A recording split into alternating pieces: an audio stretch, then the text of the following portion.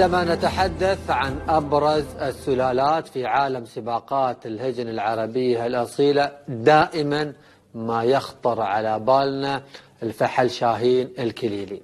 هذا الفحل الذي صال وجال أبنائه ما بين أشواط الرموز، وانتزعوا الكؤوس، وانتزعوا أشواط مهمة في عالم السباقات في المهرجانات الرئيسية. نريد أن نعرفكم على قصة شاهين الكليلي وراعي شاهين الكليلي سعيد بن محمد الكليلي، وهذا الفحل المملوك لسمو الشيخ طحنون بن محمد آل نهيان. اليوم ذهبنا إلى مدينة العين وقصدنا العم سعيد بن محمد الكليلي نتعرف على هذه القصة المثيرة والممتعة، وتتعرفون أنتم مشاهدين الكرام على قصة شاهين الكليلي. مرحبا بك يا أبو محمد. الله يرحب بك يا فضله.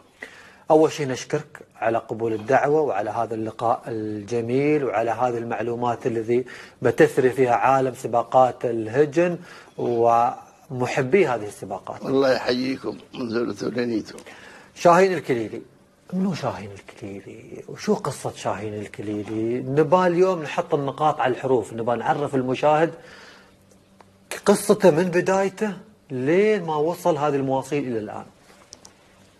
شاهين أصلا طول عمرك مات، طلعت من عند حياة علي بن غانم بن حمودة، وطلع بعدين آل على العصري بن حمودة. نعم. من مهاته يدته درعية. نعم. أخذنا حياة علي بن حمودة ونقوم بالعبد أنها الظواهر.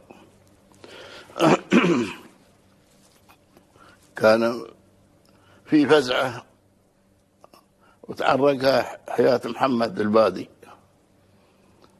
وفزعة في عبري. نعم. وهم يضحون الرشاب. نحن طبعا ما لحقنا عليها، نحن بس أهلنا خبرونا عن سالفتها. نعم سمعتوا بس. وطلعت فرس شاردة. نعم. من الحصن. خلاص اليوم بنحاول نسير لها. نشش حياة البادي من مضحى وراغ الفرس، وهرت من بلاد. ما شاء الله. نعم. وحبست الفرس ولحجت الفرس وحط الخطام فيها ورجع الفرس. ما شاء الله. حياة علي حط عينه عليها، لما يوهني انشفوا والله لقاء من الدرجة أولى. راح واشتراها من قوم بالعبد مليحة، ناقة ما لها صيرة. نعم. وعقب ما انعزلت من الركوب نوخها بعير ظبيان، بعير بالحوته. نعم. وجابت ناقة يسمونها غرابة. يسموها غرابة. والناقة هيك بعد ما لها يوم يعد. حياة زايد الله يرحمها تعرقها، كان عنده حياة حميد المهري قوية، وحميد المهري بيسافر البلده، وخذ الناقة حياة زايد الله يرحمها من عند بن حمودة، وصار المهري عليها لين المهرة ورجع كأنها ما صارت الناقة. ما شاء الله. ولها مراكيض. هاي الأيام الناس ما شيء من الحي الرئيسات وش اسمه، ما شيء للمفازيع وللمغازي الناقة كانت معروفة ونوخت. هي قرابة من الملاك المطية والمالك عشان للوري على طول فرور. وري بن حميدات. وجابت ناقة بنت الوري، وهاي من سلالة يدات شاهين هاي. وبنت الوري نوخت بعد بنت صوان بعير الخزرجي عند حياة حمودة طرشنا الخزرجي بعير. وجابت أم شاهين. جابت أم شاهين. وأم شاهين وخت شاهين بين الشيخ حمدان بن راشد ويابة شاهين. البعير سوق بس ما ركض في ريسات، كان هني عندنا في البطحة يركضون، واللي يركضونه وياهن يسبقون. نعم. لكن ما شاركت في ريسات. ما اشترك في ريسات، مو عند حياة العصري. نعم. وتم بعير انا عيني عليه. حرمة العصري الله يرحمها، الله يرحمه، واحد من خالاتي، والربع له واحد اسمه حياة البحري، محمد البحري. راحت في واحد اسمه عبد الله بن هزام، رجال فقير من عنده. باقي ضيف ثالث موجود. اعطته القعود. هو هذا شاهين. العصر في الليل سوى لي تليفون البحري اقول لك شفت ان ترى خالك اعطيت شاهين عبد الله بن هزام مال الغزال. ارسل له الحينه وقول له ترى سعيد قبل 2014 بالقعود. حتى كانوا من هناك من دبي يقوم بالهلي جايين يبون بعير. قال لهم البعير سمعوا انه راح نعم. هزام. اخذت البعير ياكل بعر وقشيش وقيضناه نعم. خذيته ولا شريته ولا اخذته؟ لا اخذته طرشت له بعدين انا ما ثمنه. يقول سعيد البعير القعود قال ذهب. نعم. طرشت له 50,000 انا ذيك الايام. سنة كم الكلام؟ ممكن بالثمانينات يعني كذي. وهديناه البعير. وهذا اول نوخوا لهم هو حياة البحري وهذا بن هزام. نعم. نوخوا له نقاتنتين والقحان ويابا البكرات. البحري باع بنته على الحول على عيسى بن سعيد، باعها ب700. هذاك ما باعها، وانا ما على الحول انا يوم صار رباعي نوخت له. واللي حوالينا من هناك من العزاب نوخوا له، حتى منهم دقاش نوخ له. ومن كبرا بناته اول عندي انا كبرا بناته. ما اركض القعود، من خدت القعود ما اركض. لا ما اركض مونه يعني، بس كان حياة العصر يركضونه ويسبق. بس يسبق مراكيض يعني 4 كيلو 5 كيلو. هذه قصة شاهين. انتج شاهين. انتج عندك، خبرنا عن انتاجه عندك.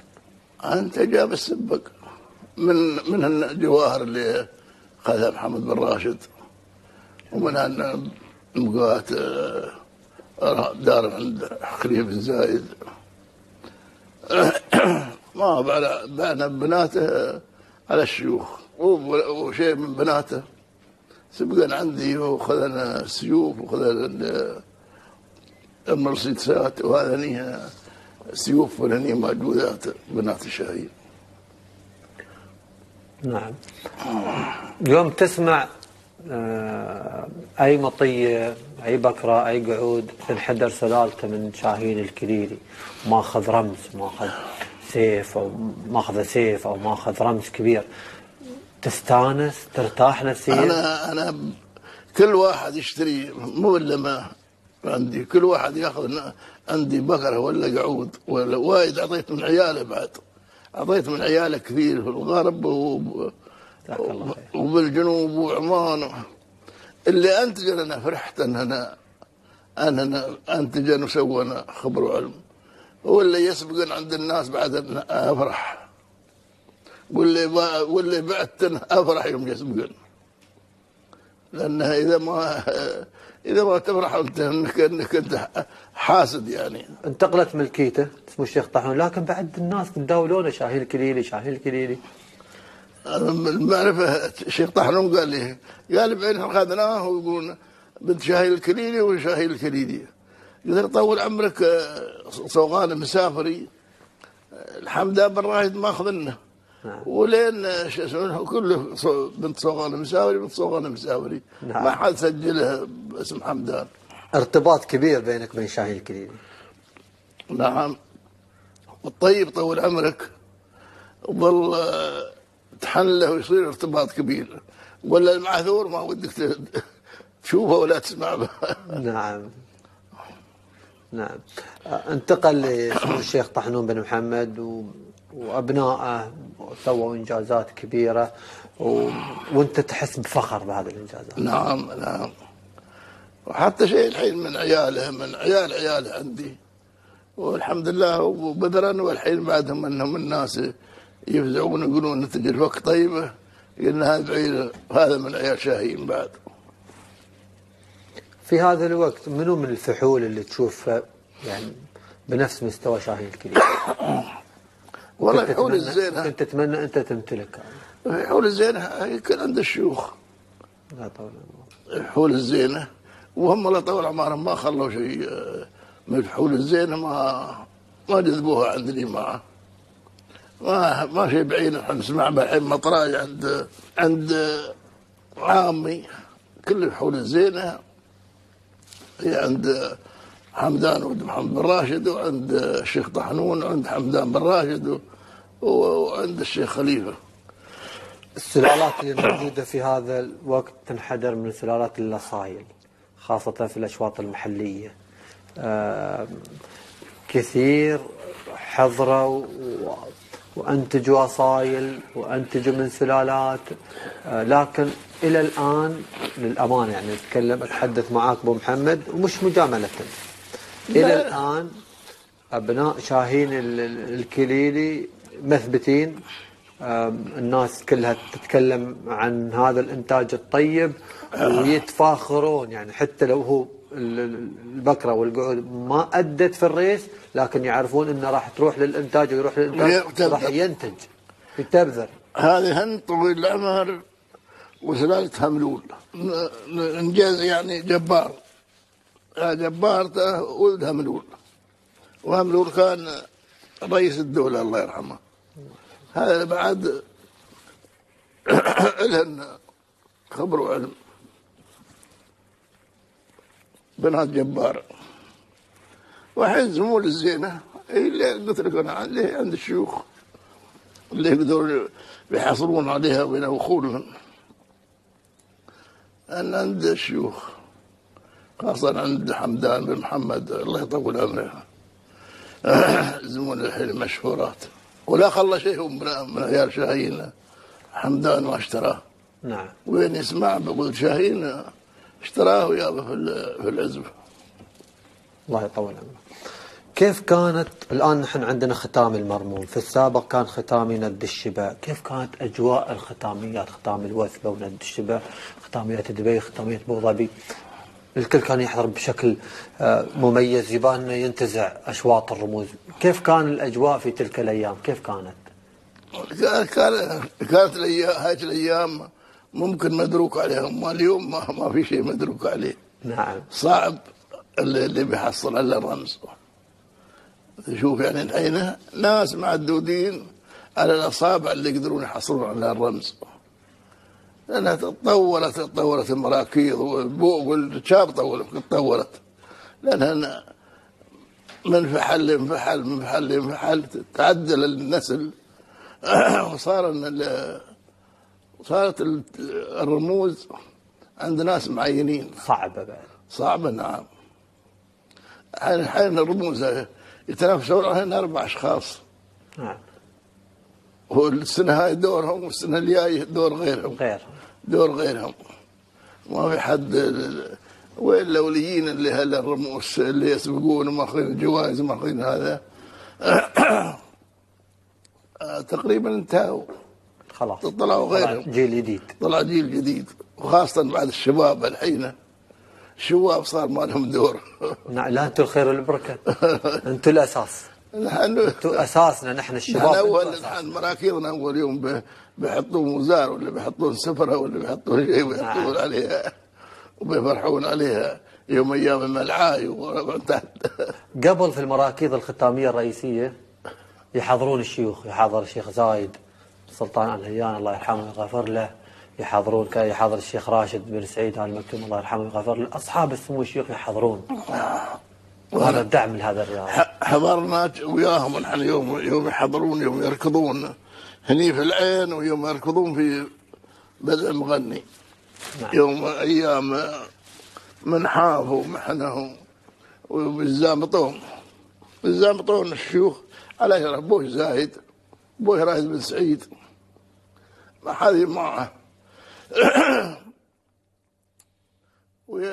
ويركضون ويسبقون، لها ب10 وله ناقتين وثلاث اللي هي النادرات يعني.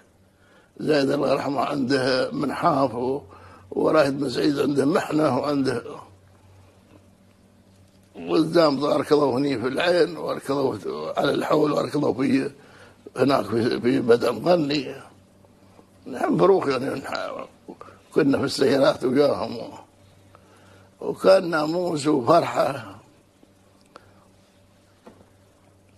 أما الحين ما شاء الله بالأميات فعلا جابين بالأميات. الختام المرموم يوصل العدد ل 15,000 مطية تشارك في كل الأعمار. يفتشون طبعا 150 140 130 120. نعم. هذا ما حتى لو سبوق وين فيها تلحق ولا توصل يعني من كثرة الشاب. لو كانوا يحطون الشارع حق 20 أحسن، لأن التي رقم 20 هي ثابت في 140 ولا 150. صح. لو رد الزمان أبو محمد وأقول لك شو تتمنى في الركض، شو بتتمنى؟ بتمنى الزمان الأولي، جرد يوم خفايف بابا الحين. لا الحين بعد خفايف مع تطور في التدريب.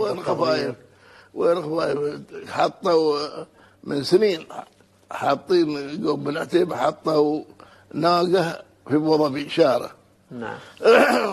من القيط تكلموا عنها أنهم ناقة بيحطون شارة في أبو ظبي، وحياة يدي عندنا بعير صغار، ما شيء طعام فلفل. نعم. والله يرحمه قبضه وعليه طول العصا سمين، وركبه حوالي 20 يوم، وهزاع يبون الشارة، يبون أبو ناقة محطوطة. نعم. ويركضونهم من بعير وناقة، وسبقهم الشيبة بالبعير بصغار، وخذ الشارة. أجواء كانت مميزة، وأنتم الأصل، وهذه الأجيال تندرج كلها من مدرسة الأساسية اللي تعلموا جميعا منكم وتعلموا من أصحاب السمو من شيوخنا الله يطول أعمارهم، لأنهم حلالنا الأول القديم. نحن يوم صارت الشركات وش اسمه كلنا راح أنا ويه، خليناهم سنة نتابع الشغل برا، وراح أنا بوش ما تمن، ولا عقب عاد يوم الله يطول الله يرحمه ويغفر له زايد ورد عليهم. والله نهاية الساعة نحن أخيرا نجمع يعني نسوي بوش، ولا الأوليات كلها إلا اللي تم عاده حد منهم من هالبدو اللي تم بعد محافظ على بوشه. وصلتوا المرحلة تركتوا خلاص؟ تركنا، ما كان وراها معيشة. أول يوم الناس يكدونهن ويعيشون منهن، ومنيت الشركات وطلع البترول وطلع شو اسمه، ما عاد الناس لهم يعني تهتم خلاص. نعم. لكن نظرة المغفور له بإذن الله تعالى الشيخ زايد كانت بعيدة. هو الله يرحمه بكل شيء حكيم، بكل شيء فيه حكيم. كيف الحين العالم اللي غيرنا نحن اللي مرتزق وراء البوش وراء السباق، راعى اللثامة وراعى الخطام وراعى الفراش وراعى اللحاف والناس اللي يشتغلون واللي وراعى الجت وراعى السبوس. يعني الحين عالم كثيرة استنفعت من وراء البوش، وكلها بركات الله من بركاتك المرحوم الله يرحمه. شكرا سعيد بن محمد الكليلي على هذا اللقاء. وللأمانة أنا بوصل رسالة شكر من الجمهور لك، لأن اليوم قدمت لهم معلومات ثمينة وعرفوا شاهين الكليلي من وين وبعد ما شو أنتج من جواهر وأسماء كثيرة خذت الأشواط الرئيسية. الله يجزيك الخير ويرحم والديك وسمحونا. تعرف الإنسان من يكبر مسموح يضم ويضيع، يعني ما الحفظان الأولي لا مش موجود. حتى يوم كان لي عبد الله قلت له ايش ما حفظ الحين. الله يطول عمرك. الله يرحمه حياة سعيد بن هلال الظاهري. احنا صغار نحافظ القصيد، والقصيدة كلها كنت حافظه. عام الأول يا واحد من هناك من اللي يسجلون يوم عنده قبل ما يتوفى الله يرحمه، قال لهم والله ما بحافظ شيء، كان شيء حفظان روح عند سعيد ممكن هو بعد يحافظ من قصيدي. نعم. يوني في العزبة عبد الله يوم جبت له قلت له بس يوم بركب في السيارة خليك على الخط. نعم. من مشينا من هناك اليوم وصلنا العين ممكن 10 قصايد ما شاء الله عديت له. ما شاء الله. شيء تذكر الحين بتعدل لنا قصيد؟ لا والله بيت بيتين. شكرا لك سعيد بن محمد الكليلي، واثريت اليوم برنامجنا بهذه المعلومات. مرحبا. سمحونا بالقصور لانها قلت لك انا الانسان من يكبر معه حق انه هي انت الخير والبركه وبعد الشباب، وبالعكس نحن استفدنا كثير منك. نعود في هذه اللحظات الى الاستديو.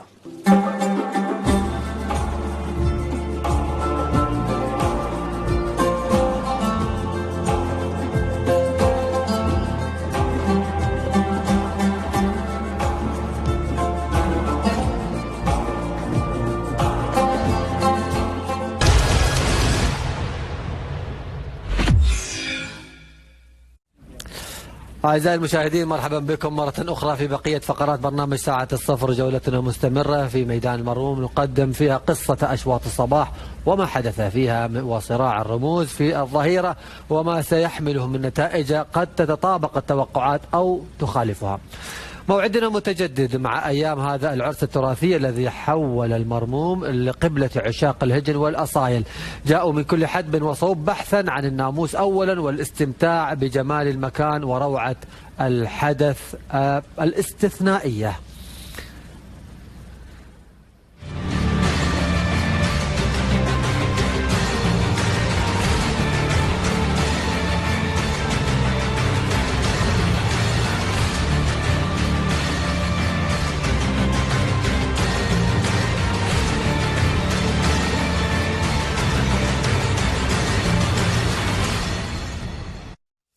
نتواصل معكم في برنامج ساعة الصفر الذي يتواصل معكم على مدى ساعتان من الزمن، من الساعة 12 وحتى الساعة 2 قبل انطلاقة الأشواط الرئيسية. واليوم مو بأي يوم، اليوم يوم اللقاية، يوم التحديات، والستة رموز معنا في هذا اليوم، والتحديات كبيرة جدا. تابعنا الفقرة الأولى وتابعنا كذلك ضيفنا والمعروف براعي شاهين الكليلي، والكل يعرف هذه السلالة النادرة، السلالة التي دائما ما تفرز وتنتج أبطال. طبعا هو راعي شاهين، ولكن شاهين مملوك لسمو الشيخ طحنون بن محمد آل نهيان، نوجه له تحية ونشكر كذلك راعي شاهين على هذا اللقاء. دعوني بداية باسمي وباسمكم نرحب بمحللينا الأفاضل، ونبدأ مع خبير الترشيحات علي بن سالم بن داود الدرعي، اللي دائما ما تكون ترشيحاته مميزة، ولكن هذه المرة نحن غلبناه. ما صاب البارحة ولا ترشيح، وكانت الترشيحات الصايبة عند مبارك وعند عبد الله. أنا وياك صفر ترى. أول شيء أمسي عليك بالخير أبو خليفة، ومسي على أبو هيا، ومسي على أبو حمد، وعلى متابعين الكرام أمام الشاشات الكريمة. أمس شفنا تألق صراحة بن بهيان، تألق بن ثعيلب. بن ثعيلب أطلقنا عليه أخطبوط الشاشة خلاص، وهو كفو وهو طال عمرك متميز أمس كان، ودائما هو متميز الشاعر. أتمنى لهم التوفيق، وأنت دائما الترشيح وجهة نظر، ودام الترشيح يجي في مثلث الثلاثي على الرمز، فهو إن شاء الله أنها طيب. نعم. نحن نتمنى إن شاء الله اليوم أن متابعينا يستمتعون بداية بأشواط الرموز، ثم بهذه الأجواء اللي نشوفها في ميدان المرموم.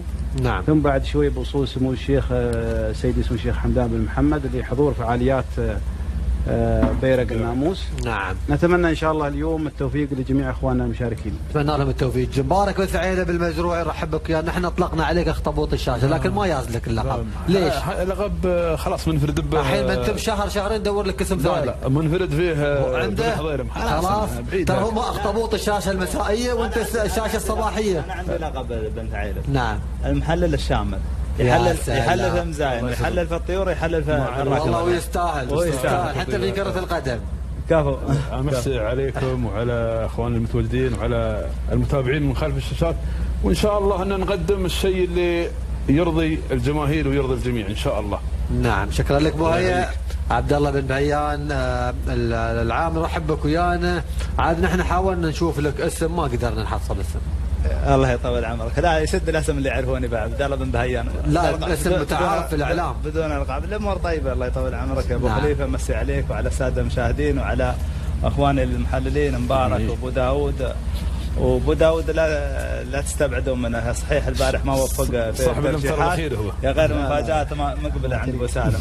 نعم. بشكر دائما ما يصيب. احنا شفناه في مهرجانات كلها، لكن في مهرجان ولي العهد كان ينتقي اركاب قافله مرشحين. خلاص الحين دخلوا عليه الشباب ابو هيا وابو حمد. روحنا انا وياك في الترشيحات. هني الشباب نقطه البارحه. وهيا طال عمرك احنا شهادتنا في مجروح المحلل الشامل خيل يعني خيل بعد ترى في كاس بالعالم رشح درس نو سبق محلل كل شيء الحمد لله. نعم. عن الخيل وفي الهجن. انا للامانه مشاهدين اليوم يا ابو خليفه يوم شفنا دخل ابو هيا دخل في يده شنطه ما ادري شو. لا شنطه بنشوفها. شو الشنطه؟ ما احنا ما ادري والله سريه ما شو. هاي سريه وبتشوفونها. شوف المعد عندي محمد سالم اعطاك لقب، قال محلل التراث الشامل. ايوه. شو رايك؟ وسام على الصدر. انا اعتبره وسام على الصدر خلاص وانا اشكره. محلل التراث الشامل. شو الشنطه اللي جبتها وياك؟ جايب شنطه وياك او جايب اغراض وياك؟ قهوه وشاي. قهوه؟ نعم. بلد قهوه اليوم في الاستديو. خلاص عقب التقرير. لكن انا قبل ما ننتقل لتقرير صباح المرموم مشاهدينا الكرام ابى اوجه الشكر للسيد سعيد بن احمد الكليلي على استقبال برنامج ساعه الصفر عنده في الميلس في مدينه العين، والمعلومات الثريه اللي اثرى بها ساحه سباقات الهجن. ما اثرى البرنامج فقط لكن اثرى بها ساحه سباقات الهجن بالمعلومات المميزه اللي تطلع لاول مره عن شاهين الكليلي. واشكر عبد الله بن بهيان وصلنا ايضا براعي شاهين واعطانا معلومات ابو حمد قيمه لشاهين الكليلي واصل شاهين، لان يمكن كثير من تحدثوا عن اصل شاهين لكن هو ياب ما شاء الله اصل شاهين وياب انتاج شاهين كذلك وتحسب له كذلك هذه المعلومات. نعم. بدايه اشكر ابو محمد على اتاحه لنا الفرصه ان نوصله في مكانه وناخذ من عنده اللقاء هذا اللي قدمته ابو خليفه. ابو محمد انا كلمته قبل اللقاء وقلت له جزاك الله خير نبغى من وقتك دقائق بناخذ عنك سيره شاهين. نعم. والحمد لله ظهر باللقاء اللي شافوه الجماهير على الشاشه. انا فضلت الموضوع هذا موضوع شاهين نختار اصله وتاريخه ويكون من مالكه الاولي. لان شاهين كثرت الاقاويل عليه. نعم. نتابع عند ملاك الهجن وعند في الجروبات وكل يوم حد يعلقه على ابوه وكل يوم حد يعلقه على اصل وكل يوم حد يعلقه. يا غير يوم تاخذ النبأ من صاحب الشيء يعطيك المعلومه. طبعا هو راعي شاهين ويعرف. هو راعي شاهين وهو لا انتم اليوم سويتوا معروف كقناه دبي ريسنج في نعم. جميع المشاهدين. نعم. اليوم بس ابو سالم. لا انتم دائما بس اليوم انتم جبتوا معلومه قيمه صراحه يعني ملاك الهجن وجميع الاخوان المتابعين يحبون السلالات. اليوم لقاء شفناه عند ابو محمد خلاص اتضحت الصوره. الشاهين وين اصل شاهين ومنين طالع شاهين وامه ويدته ويا بيدته يمكن الرابعه والخامسه. نعم. وسلالته. هذا التوضيح للمشاهد لان الشباب الحين ما يعرفون شو السلالات يعني يعرفون شاهين بس من بعد شاهين ويش صح ما في معلومه اكيده يعني. بس ابو محمد عطى المعلومه الاكيده وحن صراحه نشكر الاخوان اللي سرنا لهم وتجاوبوا عندنا وتفاعلوا في اللقاءات سواء كان بن حموده سواء كان الشاعر سواء كان طعمك أبو محمد. فهذه كلها اللقاءات يا أبو خليفة نعم صب في مصلحة أهل الهجن وأهل الحلال، ويستفيدون الناس معلومات قيمة مش اليوم بس، لأجيال قادمة. صحيح. اليوم هذا اللقاء موثق، يمكن بعد 10 سنين 15 سنة الله بعمره والسلامة اللقاء هذا موجود، وتقدر تدخل على موقع قناة دبي ريسنج وتاخذ اللقاء وتشوف المعلومة الصح من صاحب الشيء اللي هو المربي. عاد انت لا تخبر، انا في لقاء سويته في 2014 البارحه نشروه 2014 تم بث ابو خليفه. هذا كل شيء المفروض يلغون هالبرامج اللي انتهت، المفروض ما يخلونها. لا المفروض ان يخلونها، لا هذه برنامج بالعكس مثل ما ذكر ابو سالم يتم ولقائك انت 2014 اذا سمعتوه في الجروبات قبل كم من شهر تقريبا من 4 سنين ابو سالم او اكثر متداول او 3 سنوات تقريبا، صوت اللي هو اسمه مالك شاهين سعيد بن محمد الكليلي، كنا ياسين اربعه واسمع في واحد من الجروبات حد يقول بوه الدرام وحد يقول بوه سوداني وحد يقول ما يعرفون وين اصله، فسجلت قلت ابو محمد بنسجل صوتك وتطري شاهين واعطى نبذه عن شاهين، ولين يومك والليله يتداولون يحطون صوره شاهين وصوت الحين صوت وصوره الله يطول الحين صوت وصوره. والعرب كلهم شافوا وذكر لهم السلاله والتاريخ كامل. نعم، اذا مشاهدينا الكرام اليوم كنا متواجدين كالعاده عند خط الانطلاقه قبل اشواط الفتره الصباحيه لننقل لكم نبض الملاك والمضمرين والحضور وحاله الحفوز قبل رفع البوابات اعلانا لبدايه المنافسات.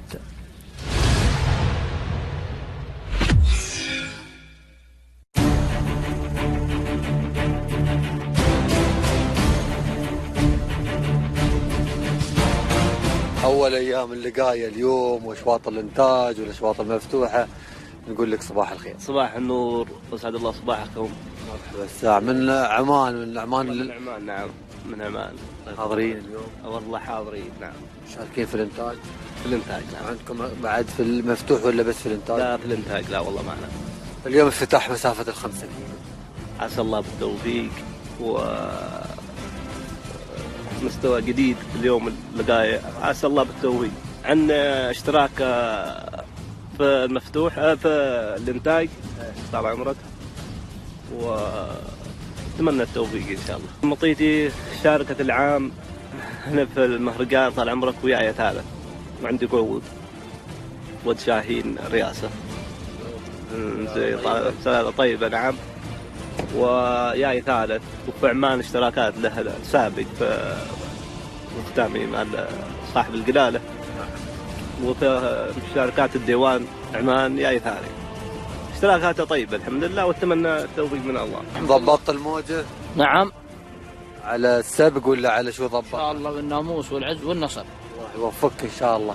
اليوم اللقاية واشواط الانتاج. نعم. انتاجكم طيب ما شاء الله. الحمد لله. عندنا مشاركة بسيطة والله بالتوفيق. الشوط الأول بسيطة مو بسيطة الشوط الأول؟ لا خباطة واحد وإن شاء الله النبي يتوفق. الشوط الأول عاد حاط له في الشوط الأول يعني شيء مميز. نعم نعم وإن شاء الله. إنجازاته؟ والله طول عمرك سابق وثاني وثالث، وإن شاء الله تم الخير من الله، والله يوفقنا ويوفق جميع المشاركين. مشارك اليوم؟ إن شاء الله.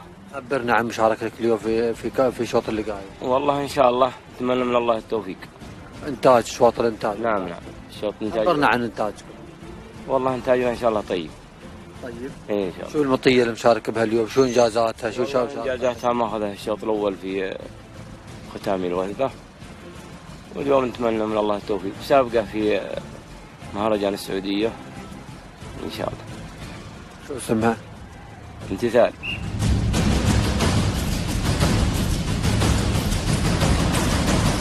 مشاركين اليوم؟ نعم إن شاء الله. أول شوط الإنتاج ما شاء الله، والشوط الأول تعرف ما حد يحط مشارك في الشوط الأول إلا إذا عنده سبوق. هو المشاركة بحد ذاتها ناموس. نعم. تشارك ناموس، وباقي التوافق قاعد عند الله وعند رب العالمين. شاركت في اللقاية؟ في اللقاية اليوم بداية. عفوا شارك في الحقائق؟ الحقائق نعم الحمد لله رقوم طيبة، والسبق ما شيء لكن رقوم. الحمد لله. الحمد لله. واليوم في اللقاية وأول أشواط الإنتاج. إن شاء الله. طيب. والله إن شاء الله تقول نتمنى، عندنا شيء الأشواط المفتوحة إن شاء الله. ما شاء الله تبارك الله. شو خبرنا عن اللقاية وإنتاجكم الطيب؟ والله اللقاية أكثرنا احنا منتجين في المصانع الجنوبية، إذا القوع والرقاعات أكثرهم منتجين، نادر عندهم ودايع. فتلقانا اكثر شيء الصبح، وفي المفتوح، وفي ناس مشاركين عندكم في البيرك. ونبارك لمدير قروب .com على المشاركه اظن في برنامجكم. نعم، الرشحه بقوه، ترشيحه خطير ترى. وفي ناس داعمينه خبراء عندكم في التحليل بعد. بس عاد هذا ما بنكشف موضوع.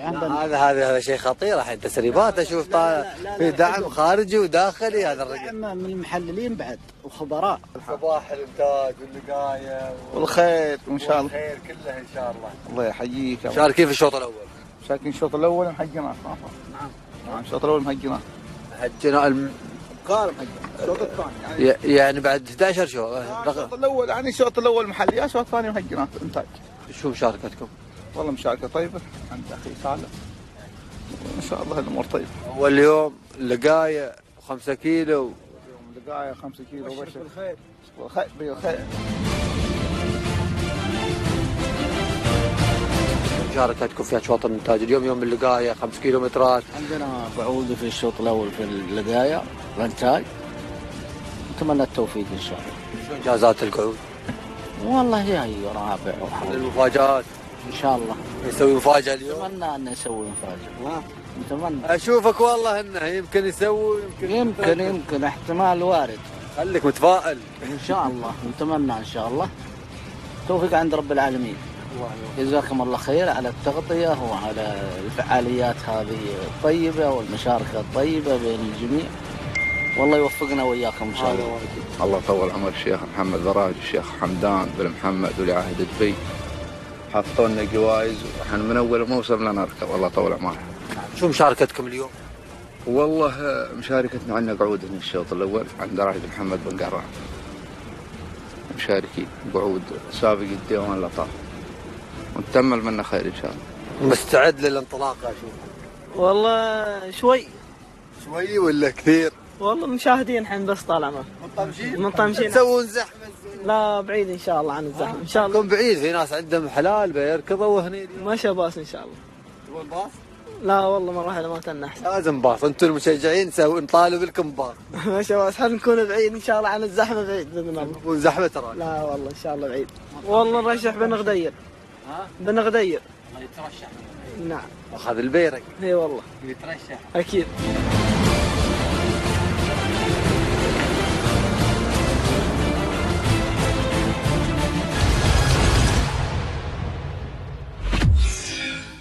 صباح المرموم اليوم كان مختلف تماما كما تابعنا، كان صباح جميل، صباح رائع، وخاصة في أول انطلاقات سن اللقاية ومسافة ال5 كيلومترات. اليوم كان عندنا 30 شوط، 10 منها للإنتاج و20 أيضا شوط مفتوح كما تابعنا الإثارة والمتعة. أبو هيا اليوم فاجأنا في الاستديو صراحة، جاب لنا قهوة وشاي، إذا مخرجنا ياخذ لقطة على دلال القهوة والشاي وعليها الشعار العاصفة. والله تستاهلونها انتم في الاستديو. انت عاصف يا ابو هيا وبقوه. انا اشجع جميع المؤسسات، ولكن الميول والقلب صوب العاصفة. نعم. هذا شيء يعني لا يختلف عليه اثنين. انا عندي يعني من زمان هم من تو. نعم. واول شيء بعدنا من الاستديو هذا احب اهني محمد بن ثعيلب المزروعي، اخوي محمد بن ثعيلب. نعم. والاخوان وعبيد بن ثعيلب على فوز امس فزنا بالانتاج الحيران المياهيم مزايم كنا مسوين. تستاهلون. نعم. خير. ناموس. نعم تستاهلون خير، ناموس دايم ان شاء الله. واهني بعد صاحب العزبه الذهبيه ساري بن بلوش على الانتاج، الزمول هاي ساري بن بلوش. نحن هناك كنز يعني عنده كنوز بالانتاج، بنوك الانتاج كلها عند ابو سيف، سواء في المياهيم او في العمانيات والمهجنات. يعني ما شاء الله عليه ابو سيف داعم رئيسي، تستاهل خير. فزنا الحمد لله في شوطين وفاز بعد بن صلهام في شوط، فاهنيهم من هذا المنبع. تستاهلون خير. يستاهلون الناموس باذن الله الواحد الاحد. ابشرك ان شاء الله انه بنفوز. يلا. وين جت لك الفكره هاي تجيب الدلال؟ قلت لي بس هي مفاجاه، بس ما توقعت هاي المفاجاه. لا ان شاء الله ترقبوا المزيد. هذه بعد بدايه الغيث قطره. يعني حطيت لكم اليوم. والله البارحه نحن بدايه يمكن نحن شفنا ملامح عن مشاركات هجن العاصفه البارحه في الميدان، ملامح يمكن، او نقدر نقول تباشير خير الفيديو اللي نزله سيدي سمو الشيخ حمدان. اكيد يعني والظبي ها شفت انت الظبي؟ نعم. هذا اركاب العاصفه هي من دم الظبا ودم الخيول. ما تستغرب يعني. نعم. سمعنا القصيده كلمات الشاعر بن نوح المنهالي محمد. نعم محمد اللي يغنيها ايضا المنهالي. يتعى نفسه وصف الظبي. صحيح يعني سبحان الله يعني على نفس الوصف. فلقطه جدا جميله رائعه في ميدان المرموم، هذه لقطه الظبي. والشيخ حمدان الله يطول عمره هو اول من التقط الصوره جميله ونزلها في حسابه. نحن مجهزين فاصل لكن مو بالحين، خلينا نطلع بتقاريرنا بنحط فاصل عن هذا الظبي. زين. فاصل جميل عن هذا الظبي. تبغونا نحلل عنها كم سرعته وصلت؟ ما نحل بنحط بس الحين خلونا نشوف التقرير. مشاهدينا الكرام اليوم استلمت اللقايه عصات المنافسه من سن الحقائق كما تابعنا ليكون دورها في تقديم عرض سيستمتع المشاهدين ويفرح الملاك والفائزين كذلك به. البداية كانت مع أشواط الفترة الصباحية التي اشتملت على إقامة 30 شوطا، خصصت أول 10 منها لفئة الإنتاج، والبقية تنافست فيها الهجن في الأشواط المفتوحة. إثارة وندية شهدها مضمار المرموم. ننتقل أو نتابعها سويا في هذا التقرير.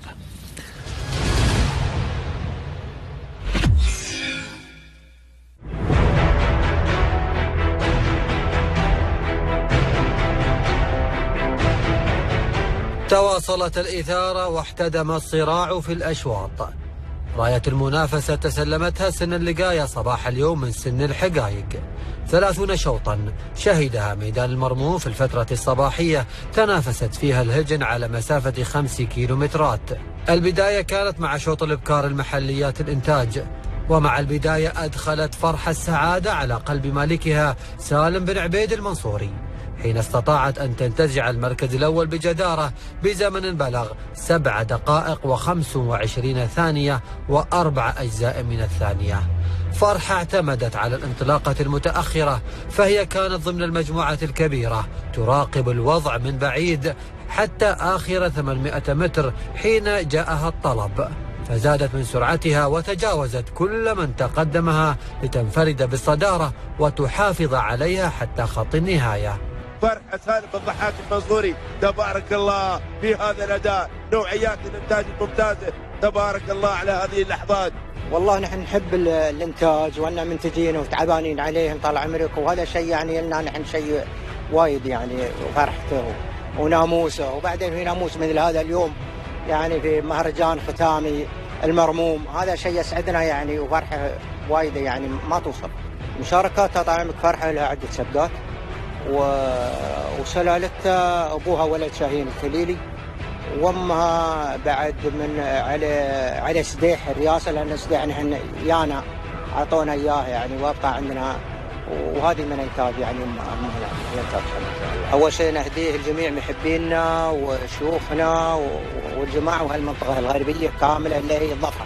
الشوط الثاني خصص للإبكار المهجنات إنتاج، وفيه تمكنت امتثال محمد بن بخيت المري من تحقيق الانتصار بزمن بلغ 7 دقائق و24 ثانية وجزء من الثانية. امتثال كانت تناور خلف المتصدرين، وحين جاءها الأمر في آخر 1200 متر امتثلت له واندفعت إلى الأمام لتعبر المطية تلو الأخرى حتى وصلت للمركز الأول، وسارت وحيدة دون أي مضايقات إلى خط النهاية. امتثال إذا مشاهدينا الأعزاء، نادي محمد بن بخيت الزعيري المركز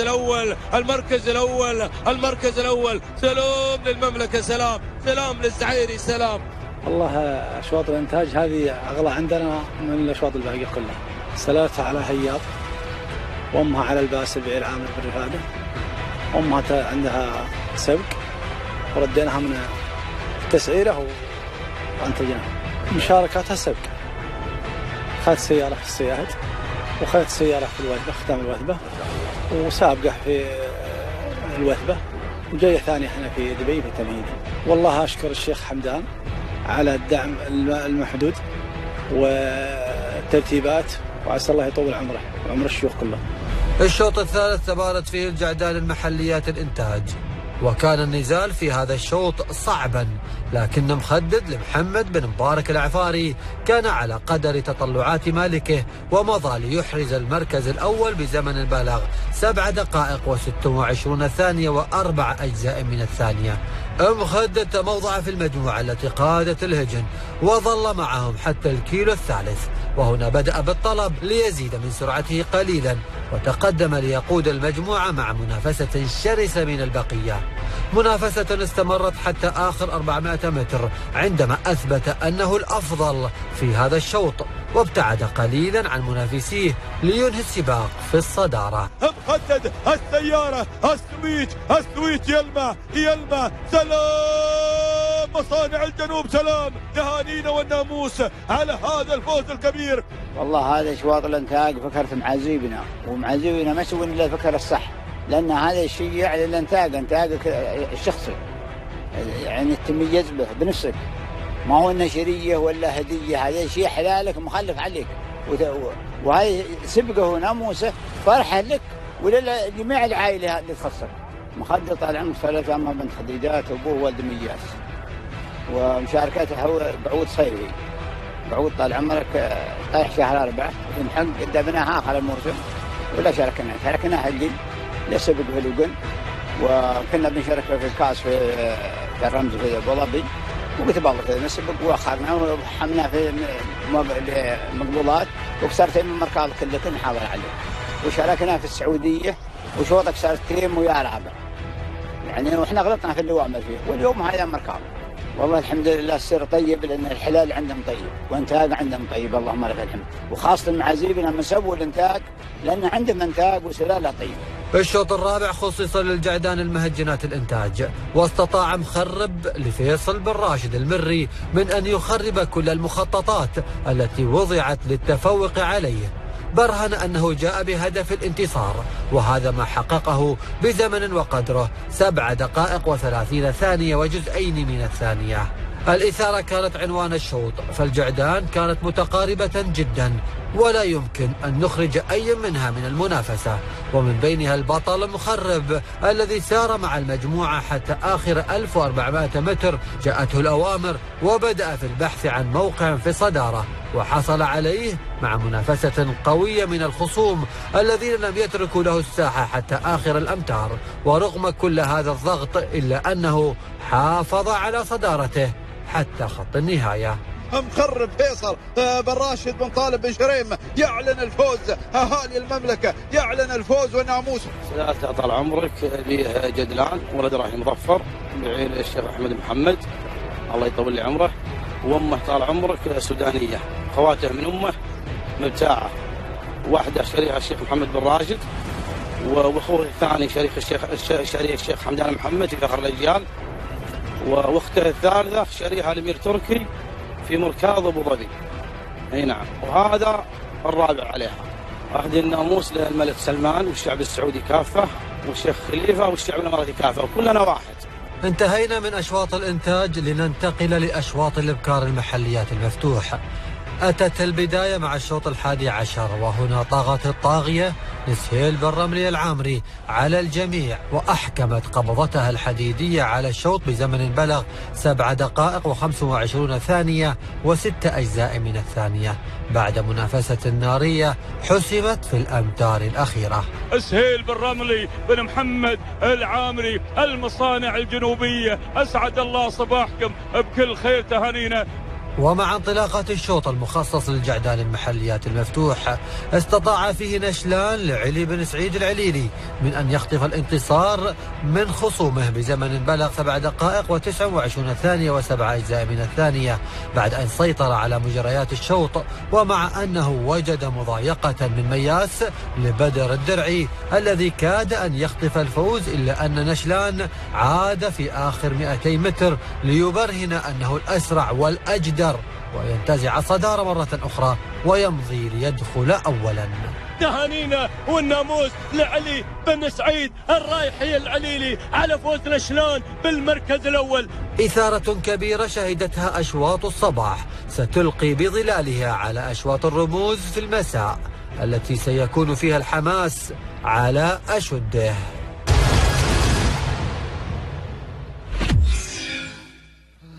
أداء كان مميز في الفترة الصباحية كما شاهدناها، والإثارة ممتعة منذ الشوط الأول إلى الشوط الأخير. والشوط الأول كان شوط الإنتاج أبو حمد أو بسالم. شوط الإنتاج للأمانة نستمتع عندما نرى أشواط الإنتاج، نستمتع عندما نرى النتائج المميزة في أشواط الإنتاج، نستمتع عندما نرى هذا التألق هنا في رئيسي من رئيسيات دولة الإمارات. وهذا المستوى الذي يقدمه المنتجين يعكس صلابة وقوة إنتاجنا في دولة الإمارات. والله احنا بداية نهني راعي فرحة سالم بن عبيد بضحاك المنصوري على حصوله على أول أشواط الإنتاج والمنتجين.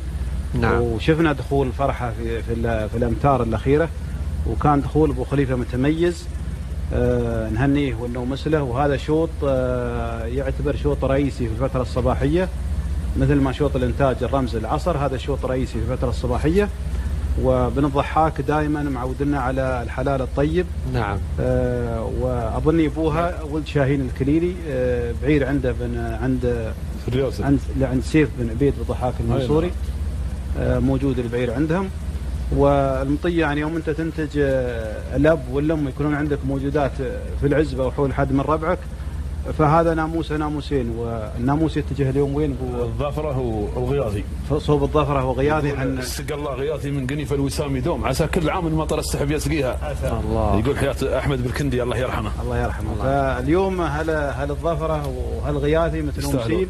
نعم. واحنا اليوم اجوانا صراحه اجواء مطر، اجواء خير، اجواء غيث. نعم غيث، اللهم دومها من نعمه.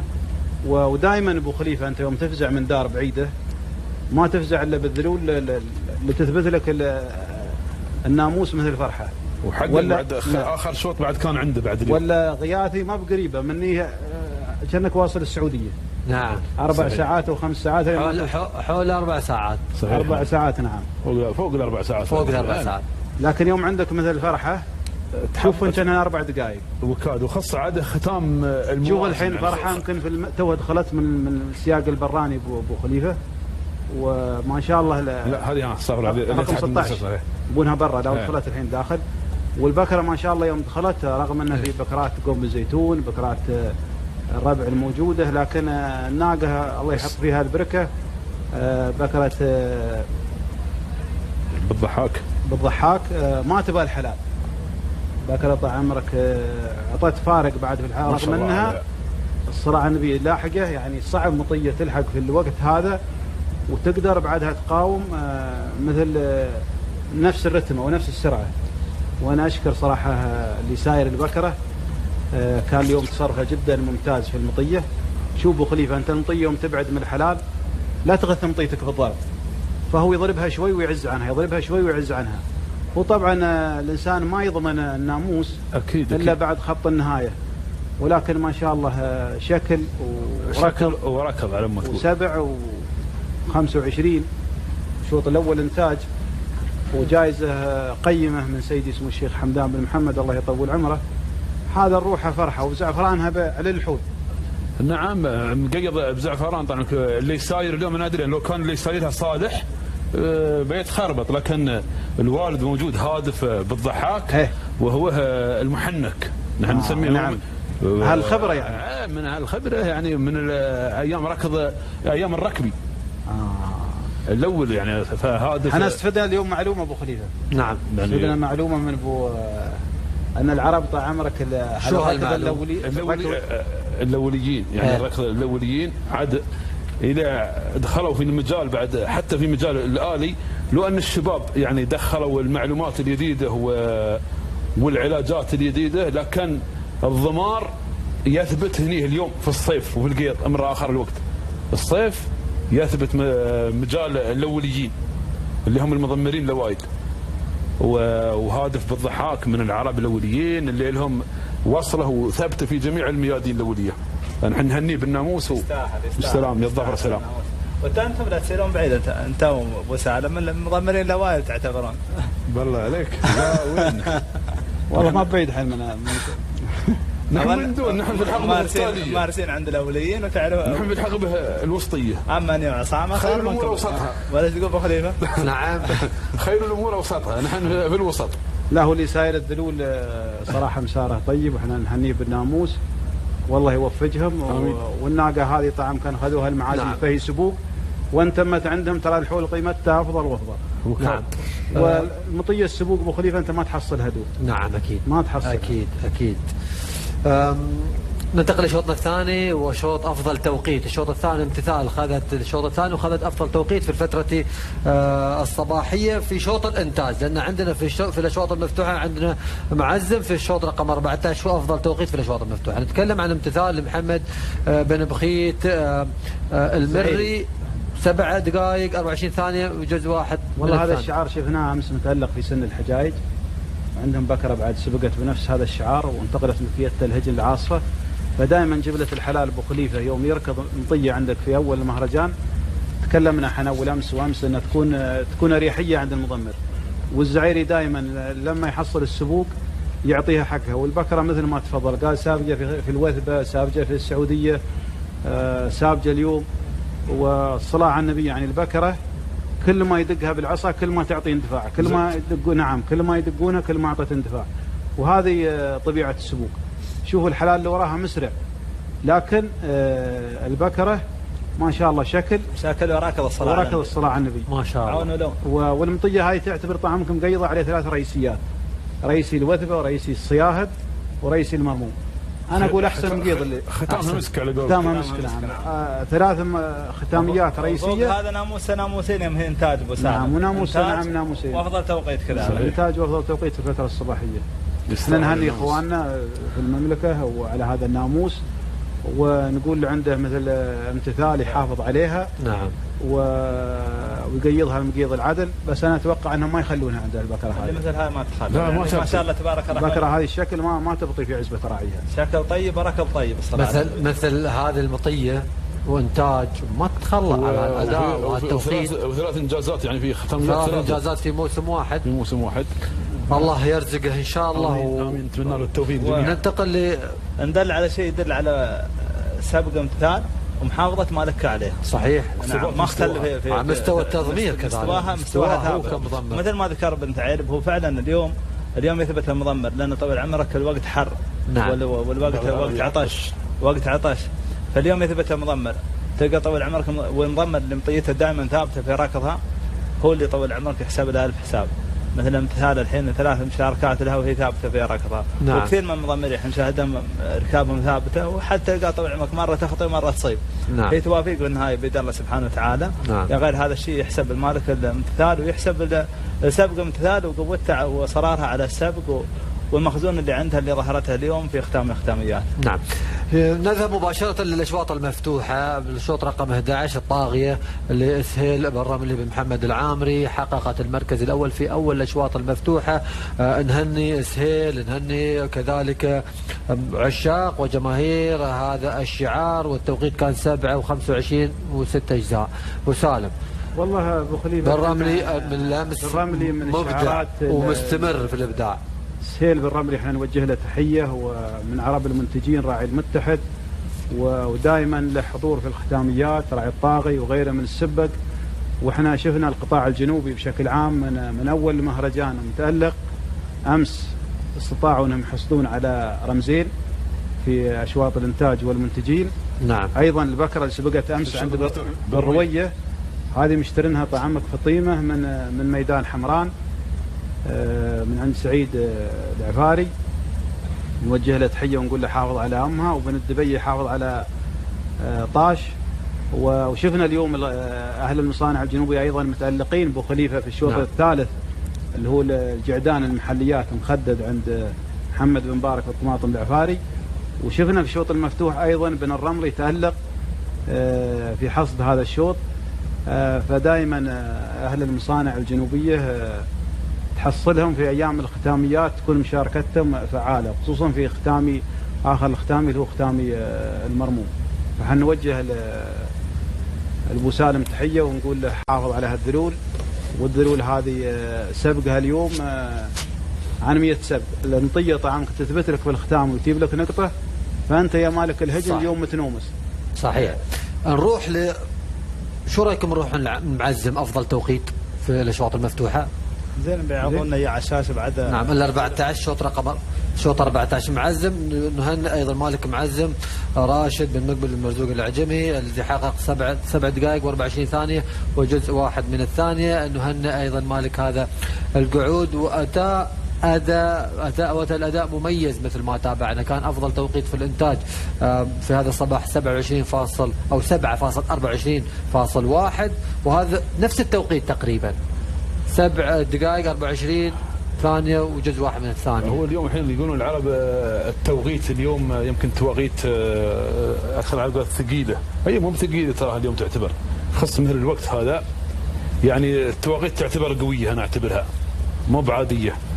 فنحن نهني صاحب القعود معزز على الناموس، ونقول له إن شاء الله نتمنى لك التوفيق. لا وركضة بنت عيلب.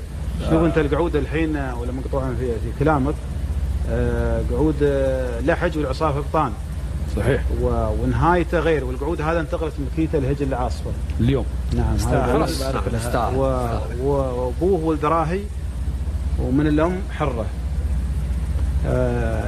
متفرش ومتغطي القعود ما شاء الله. نعم سبوق ما شاء الله ولد راهي. وشوفوا القرش شوي اشتط في قعوده، ولكن ما يلام يشوف قعود فيه ما بعادي اللي هو معزل. فاحنا نهني اللي هو راشد بن مجبل بن مرزوق العجمي على هذا الناموس وهذا الانجاز وافضل توقيت.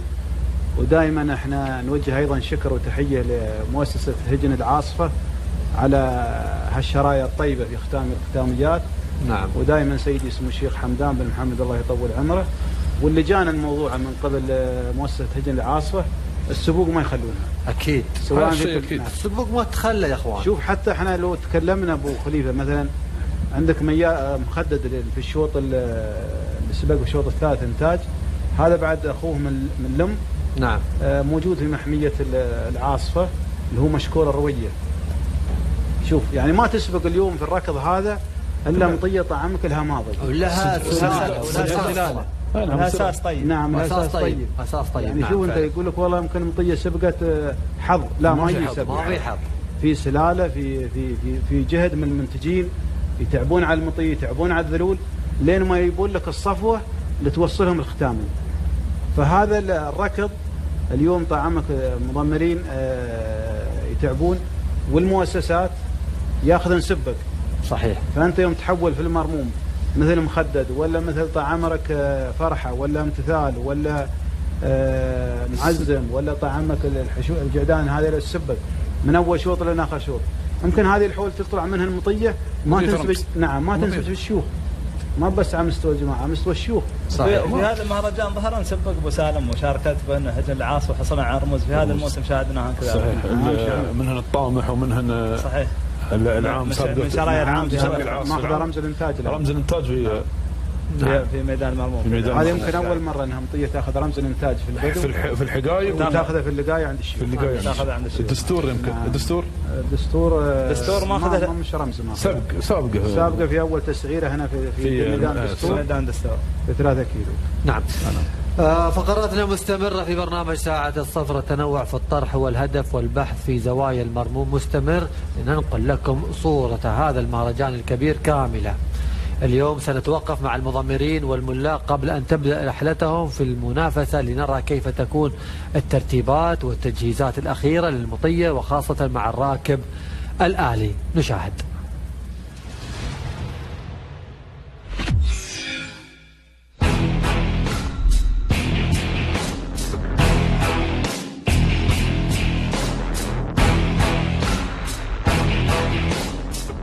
صباحكم الله بالخير. صباح النور. ارحب الله حي. كيف حالك؟ ربي يعافيك. ولالي؟ لالي حق الريس. ادري شو تركيبه زين؟ ورقم 1 نطلب من الله التوفيق بس. انت اللي مثبتنه؟ نعم. وجايبت البتري عاده؟ قول. تركيبه سهل ولا صعب؟ لا سهل بسيط. لو بنعلم الجمهور والمشاهدين عن طريقه تثبيته. ابشر على خشم، كل شيء ما يقول. كيف يكون؟ بسيط، ونفكه ونبطل لك من اول جديد.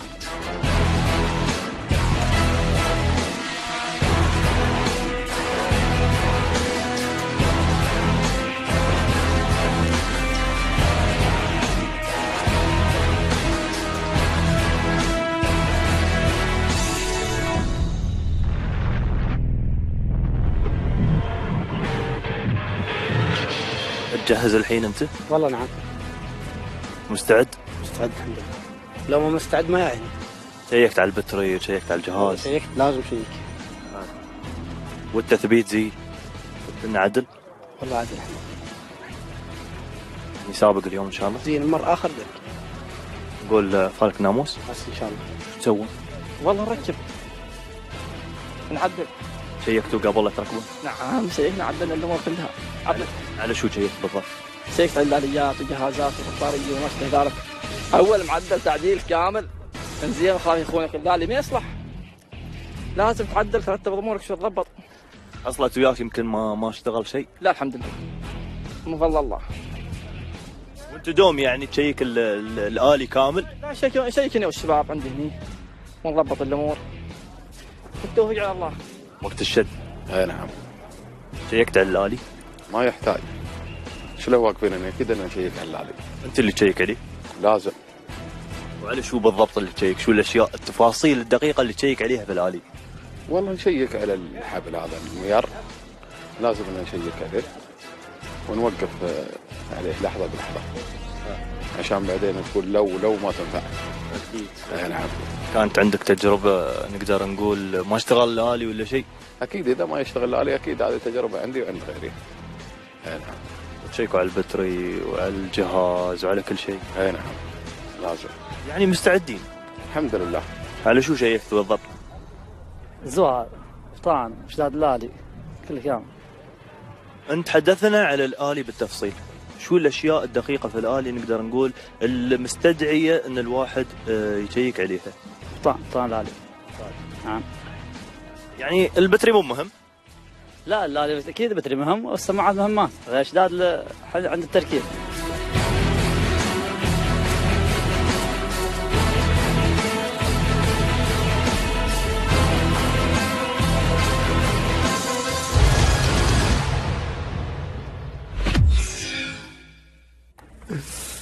تابعنا يمكن الترتيبات اللي نحن نشوف ترتيبات او نشوف المطايا بالشكل المميز تشارك بالطريقه الصحيحه، لكن ما نعرف الترتيبات اللي تكون قبل، كيف ايضا التركيب الآلي، كيف التدقيق على كل تفاصيل الآلي، لان كل حركه او كل يمكن الحركه في الآلي تكون مهمه خاصه عند البدء في الأوامر والبدء كذلك بتشغيل وعمل الآلي يوم يكون في الأمتار الأخيرة في آخر كيلو وآخر كيلو 200. ننتقل لفقرة السوشيال ميديا، فقرتنا القادمة نتعرف عن أبرز الأخبار التي تم تداولها في رحاب المرموم وخاصة في مواقع التواصل الاجتماعي وفي الصحف. نتابع هذه الفقرة.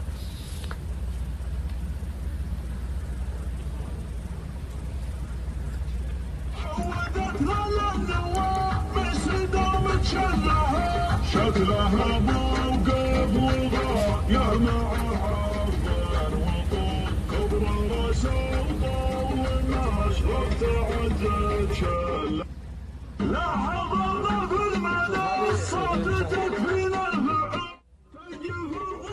مشاركات الجماهير مشاهدينا الكرام في مواقع التواصل الاجتماعي غير الزعفران ظهر بعض الصور وخاصة عندما يتم تحقيق المراكز الأولى. هذه في الصباح الباكر، هذه الصورة اليوم الصباح. هذا رقم الواتساب إذا كانت هناك مشاركات على 058 2002 900. وهنا كذلك الصور الجانبية الرائعة. هذا الشوط الثامن في هذا الصباح. ولاحظوا ما شاء الله بص المعلقين. ما بتعلق بهيه؟ لا يعطونك مجال اذا بتعلق، ما في مشكله. لا فاتحين المجال. لا المجال في ناس خبراء موجودين او ونتمنى له التوفيق. وفي شباب والله في خامات يعني ممكن ان شاء الله ندور ونطلع منهم شباب يكونوا موجودين ان شاء الله في باص التعليق. نعم. لكن ندور والله شوف نحن لازم اول شيء لازم نقاعد الموجودين بعدين ندخل شباب الجديد. لا ندخلهم مع بعض لا لازم يكتسبون خبره منهم. احنا نتمنى والله ما اتوقع يكتسبون خبره عندهم خبره. احنا نتمنى أن يكون في طال عمرك مدرسة دورة. نعم. في مدرسة للإذاعة ويكونوا الشباب هذا فيه عندنا كوادر يعني جدا متميزة سواء كان طعامك عن طريق التعليق، طريقة التحليل، طريقة الإذاعة، كل طريقة يعني. وفي شباب متميزين، في خبرات عندنا، في خبرات وفي خبرات في تصوير السوشيال ميديا يعني صراحة كثير ناس متميزين. صحيح. فدعمهم هو طعامك اللي ينتج لك الصفوة من الشباب اللي انت بتستخدمهم في اهم شيء الموهبة. اذا كان عنده، شوفوا الشقي الصغير، شوف اهم شيء يا اخوان، نشوف حمدان سعيد جابر، شوف الشقي الصغير. مشاعرنا جميع يوم ان ابوها العصر ما اخذنا معه، الموهبة موجودة تلقاها عنده بالصدر الوسيع لانه يعرف الفوز دايم يجمعه. السلام. فعل فالك الناموس، يعل فالك حمدان سعيد جابر الشقي الصغير. اهم شيء الموهبة يا اخواني. اذا في موهبة بتصبر عليه ترى. لما تكون موهبة موجودة عندك ابو خليفة وتحصل الدعم والصبر، نعم انت تبدع. دائما من دون دعم حوافز اي رياضة ما تنجح. يعني فيها يقول ناس الكفاءة عندهم مولودة ولا حد عليهم سلط الأضواء. نعم. دائما طعمك كل رياضة فيها دعم وفيها تشجيع. انتم اليوم هذه برامجكم بتسوونها الحين ساعة الصفر. نعم. كثير ناس يتابعونها وكثير ناس يتشجعون وكثير ناس يعني يستفيدون منها، سواء كان طبعا في اللقاءات بداية الحلقة عن الشخصيات المهمة اللي عاصرت الركض من ايام الله يرحمه حياة زايد وحياة راشد والشيوخ، واللي عاصرت الركض في ايام طعمك الركض كان بسيط، دعم بسيط الى يومنا هذا. كذلك اللقاءات، كذلك الحين الاشياء اللي تسوونها مشاركات الجمهور في التواصل الاجتماعي. احنا اليوم لو بلا التواصل الاجتماعي ما كان حد عرف حد ولا حد كان وصل حد، لكن الحين التواصل الاجتماعي البعيد خلاه قريب. صح. نعم. فهذا شيء يسعد صراحة الإنسان، والإنسان لازم يطور يا أبو خليفة من رياضته. صحيح. ونحن نطالب لهم بمدرسة تكون تنتج الخامات النادرة من الشخصيات المذيعين، الناس اللي عندهم مواهب. احنا في برامج تجينا الواحد عمره 4 سنين 6 سنين 7 سنين تلقاه يقدم إذاعة ويقلد، حد يقلد نايف البلوي، حد يقلد عبد الرحمن أمين، حد يقلد رضوان بن حضيرم، حد يقلد يعني جميع انت دام قلت هذا المجال، نحن يمكن هذه بنعلنها في برنامج ساعة الصفر.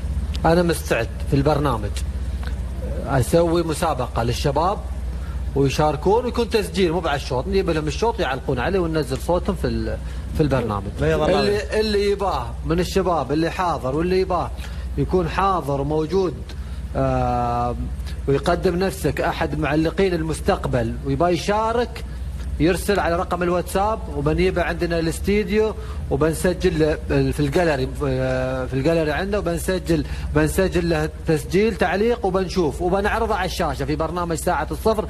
نحن نفتح المجال للجميع، هذه رياضة الجميع ويجب أن نفتح المجال للجميع. وإذا كان عنده موهبة وخامة صوته مميزة راح ياخذون قناة دبي ريسنج، والاستاذ عبد الرحمن امين يبحث عن هذه المواهب ودائما ما يدعم هذه المواهب. فتحنا المجال في هذا البرنامج. بيض الله وياكم على هذه الفكرة. وراهم داعم رئيسي بيكون الشيخ حمد الله يطول عمره، يدعم الكل دون استثناء. اكيد دائما داعم الكل دون استثناء. ممتازة وبيظهرون اجيال جديدة واحنا تابعنا في مجال للجميع يا اخواني. اليوم نحن يجب ان ندعم الكل اللي عنده موهبة، بالعكس نحن ندعمه ونقدم له. لكن انا قبل ما ننتقل للاشواط المسائيه بتكلم عن فيديو معين وبنحلل هذا الشوط. لكن احنا قبل ما تحلل الفيديو، احنا اليوم اللي فات انتباهنا، احنا تابعنا الركض الصبح. نعم. وتابعنا في شخص من سلطنة عمان استطاع أن في الختام هذا يحصل على 3 أشواط، يعني هذا يعني هاتريك بالفترة الصباحية في الشوط السابع وال25 وال28. حنوجه له تحية، يعني من واجبنا احنا كإعلاميين وكموجودين في منبر ساعة الصفر أن نشيد بالشخص اللي يكون متميز في الفترة الصباحية. فهذا الشخص اليوم استطاع أنه هجنه يفوزن في 3 أشواط، اللي هو ناصر بن علي بن حبيب الهشامي، يستاهل، راعي القيادي، وهو واخوانه نوجه لهم تحية، يستاهل، ونهنيهم على هذا الناموس وهذا الإنجاز. نعم. ترى باقي الحين 1:15 وباقي عندنا حدود 40 يعني 6 أشواط للرموز. نعم. بنشوف الفيديو، بنشوف وبنحلل على الفيديو بشكل سريع ومن ثم نعود صوت وصورة. نتابع.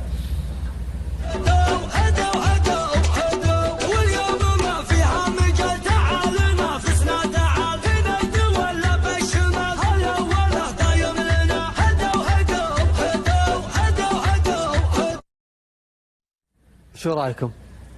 غزال العاصر. احنا كلنا شفنا غزال العاصر البارح، وكل ما لك هجنك قال لي الله يرزقني باكر اسبوق مثل هذا الغزال. ما شاء الله. نعم، شفت على سرعته دخل في الميدان وجاوز الركاب جاوز بكل سهوله. نعم. لكن تتوقع انت كم سرعه الغزال هذا؟ والله ما انتم محللين مهمتكم. انا اتوقع انه فوق 60 يعني 60 65 70 الى 65. لان المطيه بطبيعه حالها المطيه في الامتار الاخيره تعطي لل 45 وهي تعطي سرعه في اخر الامتار، وهو يعني عطى الفارق. الفارس مملوك الهجن العاصفه يوم ياخذ الرايسي بترمي سالم بن هيان في الكيلو الاخير وصلت سرعته 63. ما شاء الله. فما بالك غزال وخفيف وفي بالسرعه هذه تقريبا مثل ما ذكر ابو سالم فوق 65. نعم. وجاوزها. نعم. نذهب مباشرة مشاهدينا الكرام إلى أشواطنا المسائية وأول الرموز وأسماء المشاركين معنا في كأس اللقاية المفتوح. 6 أشواط مميزة في هذا اليوم.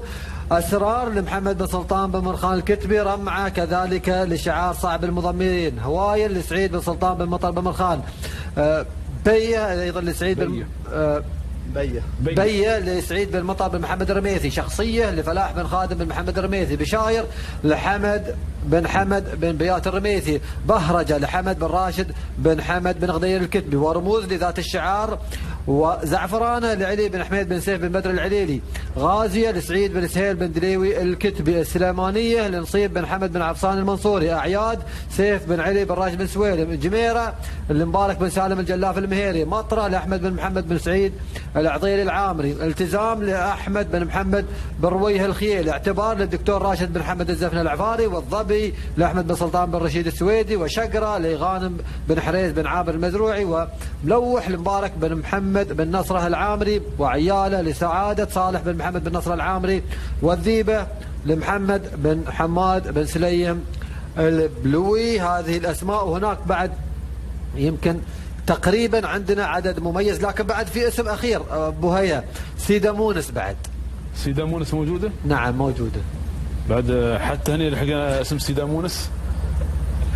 هاي نداعبك نحن. نبغى نذكرك. نبغى نذكرك بس. ما عم بالنا سيدا مونس. اسم يعني. نعم. الشوط عنده من اخواني. نبغى نختصر، عندنا 6 اشواط. تفضل ابو حمد. باختصار بس بنبه عن بعض الهجن المشاركات، مثل شعار محمد بن مرخان داخل ب3 اسامي ورمعه لعل تكون من ابرزهن منتقل ملكيته هذا الموسم، باكر السبوق وتنافس على اشواط الرموز. كذلك عندنا شعار بن غدير، حمد بن راشد بن غدير، بهرجه ورموز لعل ابرزهن بهرجه المشاركات الاخيره حاصل على المركز الثالث على رمز الوثبه، كذلك المركز الخامس على رمز السعوديه.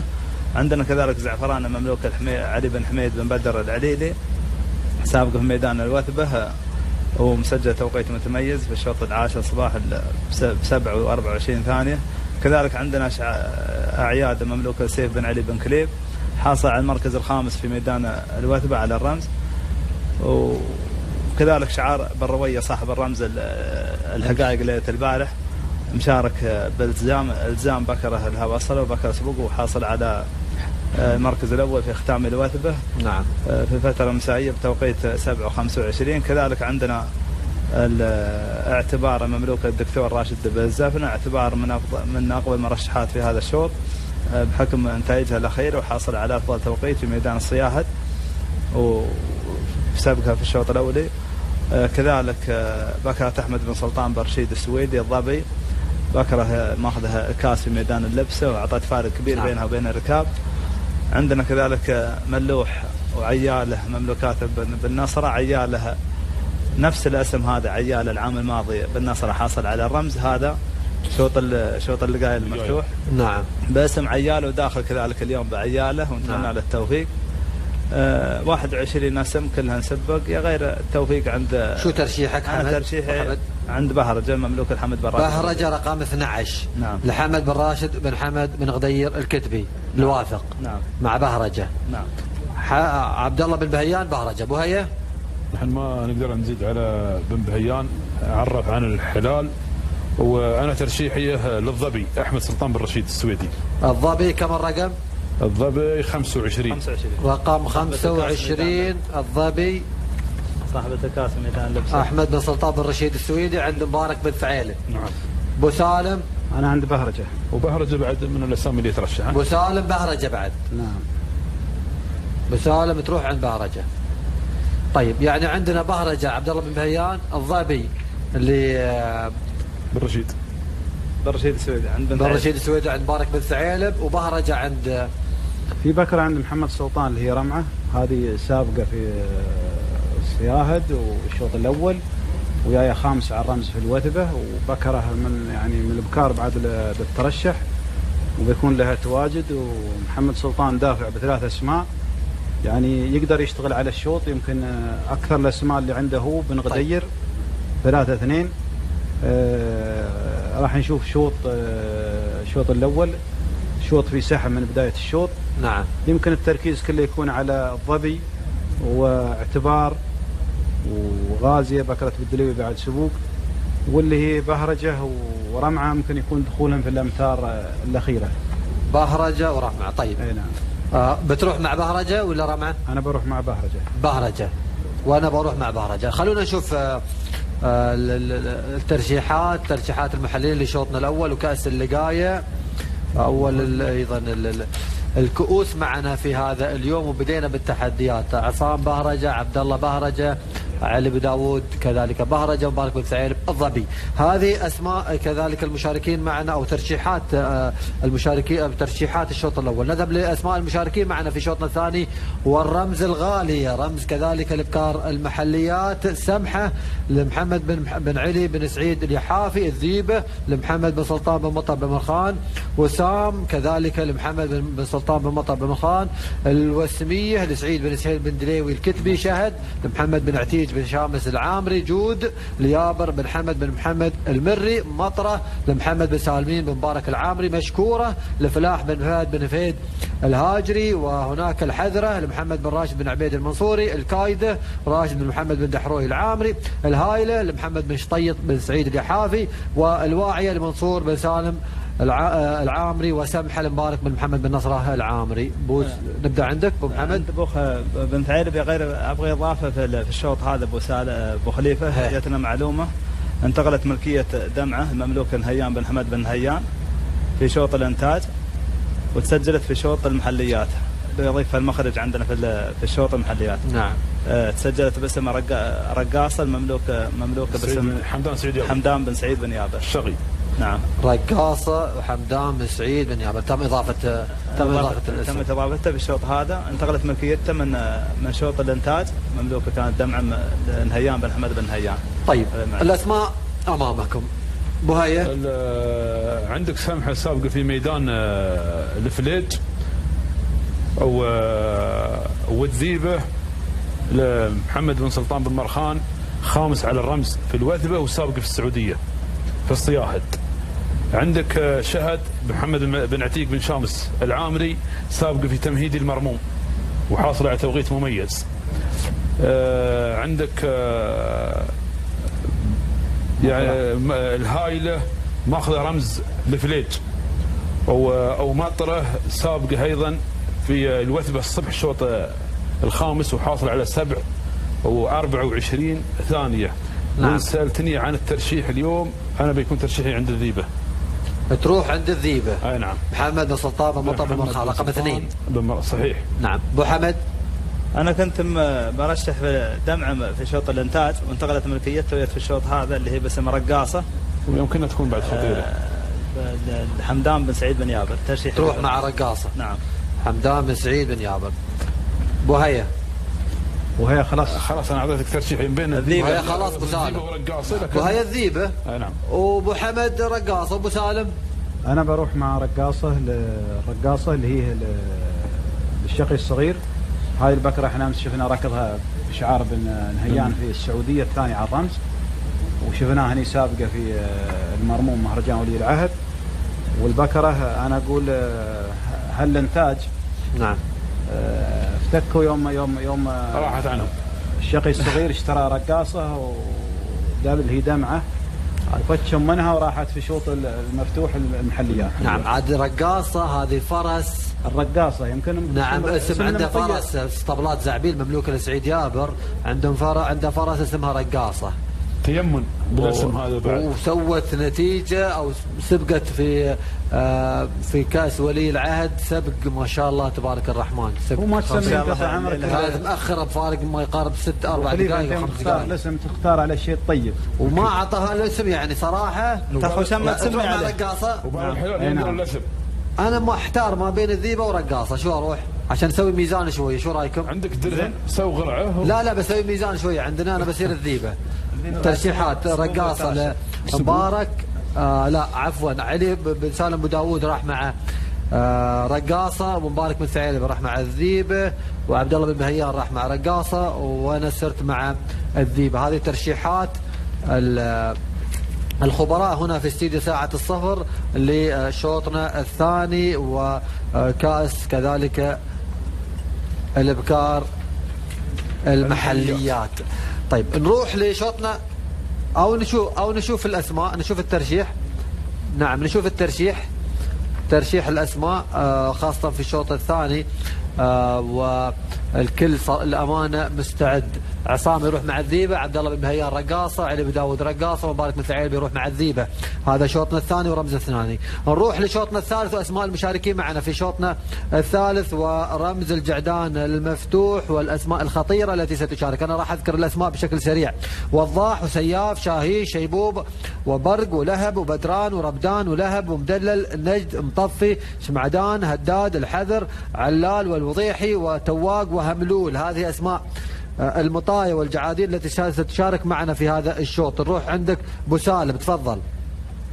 والله هذا شوط ناري، شوط الرمز وشوط مفتوح، ونتمنى للمشاركين ان شاء الله التوفيق. عندك وضاح لمحمد سلطان مطر مرخان، وضاح شفنا له سبق. سياف قعود عيلان بن سعيد بن عيلان المهيري، شفنا له سبق هنا في السيف العرب. شفنا له سبق يا رابع في ميدان الصياهد وقعود يترشح. قعود بن متفيج شفنا له سبق وجايب 7 و35. شيبوب وقعود بن عمهي بعد شايفين له سبق. هني عندك برق جاي خامس على مهرجان ولي العهد وسابق الشوط الاول في الصياهد اللي هو قعود بن دري. صحيح. لهب قعود مبارك بن ناصر ابو قبيل المنصوري سابق الشوط الاول في المرموم وجايب 7 و29. ومن الجعدان اللي يترشحن بدران قعود بن دري العام حج شفنا له سبق في السعوديه، سبق هني ينافس في اشواط الرموز. السنه شفنا له مراكيضه كلها ما يطلع من 3 اللوايل. ربدان قعود الزرعي جاي ثالث على الرمز في ميدان الصياهد امس، وقعود ايضا له وانا انتقلت ملكيته بن غدير ابو سالم. والله سمعنا انها انتقلت، يعني الشعار مرغم انتقلت ملكيته.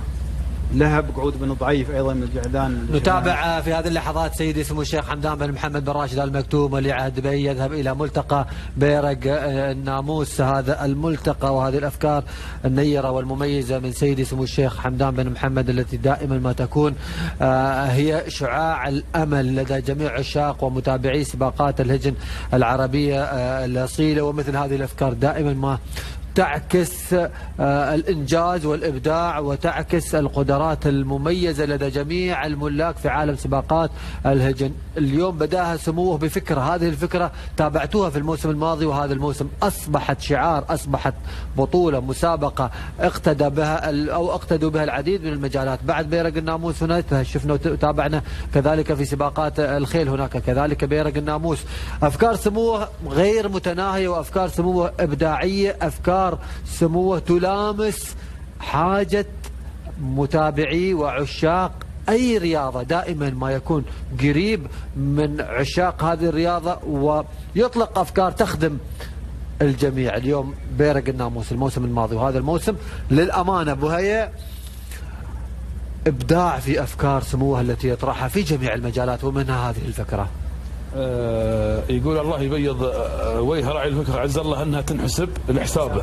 نعم. يعني قال بن فطيس هذا البيت الجميل اللي صار مضرب مثل لكل الافكار الطيبه. فكره بيرق الناموس عصام خدمت السوق من جميع النواحي. ملاك الهجن اجتهدوا واشتروا وحطوا العده وخططوا. السنه حالف الحظ بن غدير وتصدر صداره يعني فارغه تنحسب له.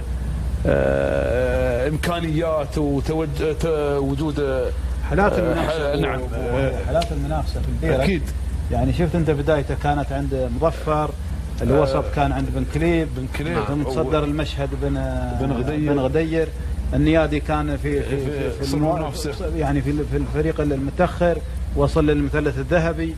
يعني شوف حالات بن حموده حالات يعني. وكل الجماعه هذه الملاك اشتروا من بفضل الله سبحانه وتعالى، ثم فضل فكره سمو الشيخ حمدان بن محمد. اجتهدوا واشتروا وعادهم اشتروا حق الموسم اللي ما حالف الحظ السنه الحول ان شاء الله بيكون العام الماضي. نعم. تذكر بالنصر يوم خذ البيرق والحفل اللي سواه وحضور ملاك الهجن وكلهم تشجعوا انهم يكونون طول عمرك من مشاركه. نتابع كذلك سيدي سمو الشيخ حمدان بن محمد في هذه اللحظات، واكيد اكيد فرحه سموه وفرحه اليوم الملاك بلغاء سمو سيدي سمو الشيخ حمدان بن محمد. يعني نهنيهم على هذا اليوم، ناموس اكبر ناموس اليوم ملتقى سمو الشيخ حمدان. اكيد الشيخ حمدان يوميا نحن مشرفنا في الميدان. تقريبا 36 شخص مشارك في البيرق او 37 كلهم موجودين. نعم وكلهم موجودين، والليله كانهم ماخذين بيرق، كل واحد ماخذ بيرق يوم بيلاقي ابو راشد وبيسلم عليه وبيتبادلون الحديث وياه. نعم فعلا افكار مميزه، وشكرا ابو راشد على هذه الافكار اللي تثلج صدور جميع عشاق ومتابعي سباقات الهجن. ابو سالم نروح للترجيح لانه ما عندنا وقت. بنكمل شوي بس على الجعدان هذيله، لان في مدلل سابق ايضا في الصياهد. نعم. عندك نجد سابق في الصياهد، في ختام الكويت سابق اللي هو مدلل، مطفي ثالث على الرمز وافضل توقيت في ميدان السعوديه. شمعدان رابع على الرمز، الوضيحي ثاني على الرمز. إذا سألت عن الترشيح أنا بروح مع بعود الزرعي ربدان. أنت تروح مع ربدان؟ أي نعم. رقم 11 راشد بن سعيد بن علي الزرعي. طيب بوهيا احتار بوهيا، احتار لا تحتار. وبصير أنا بعد من السلالات اللي أفضلها سلالة لهب وتكون دائما ثابته في الرموز. حمد بن ضعيف بن حمد بن غدير الكتبي.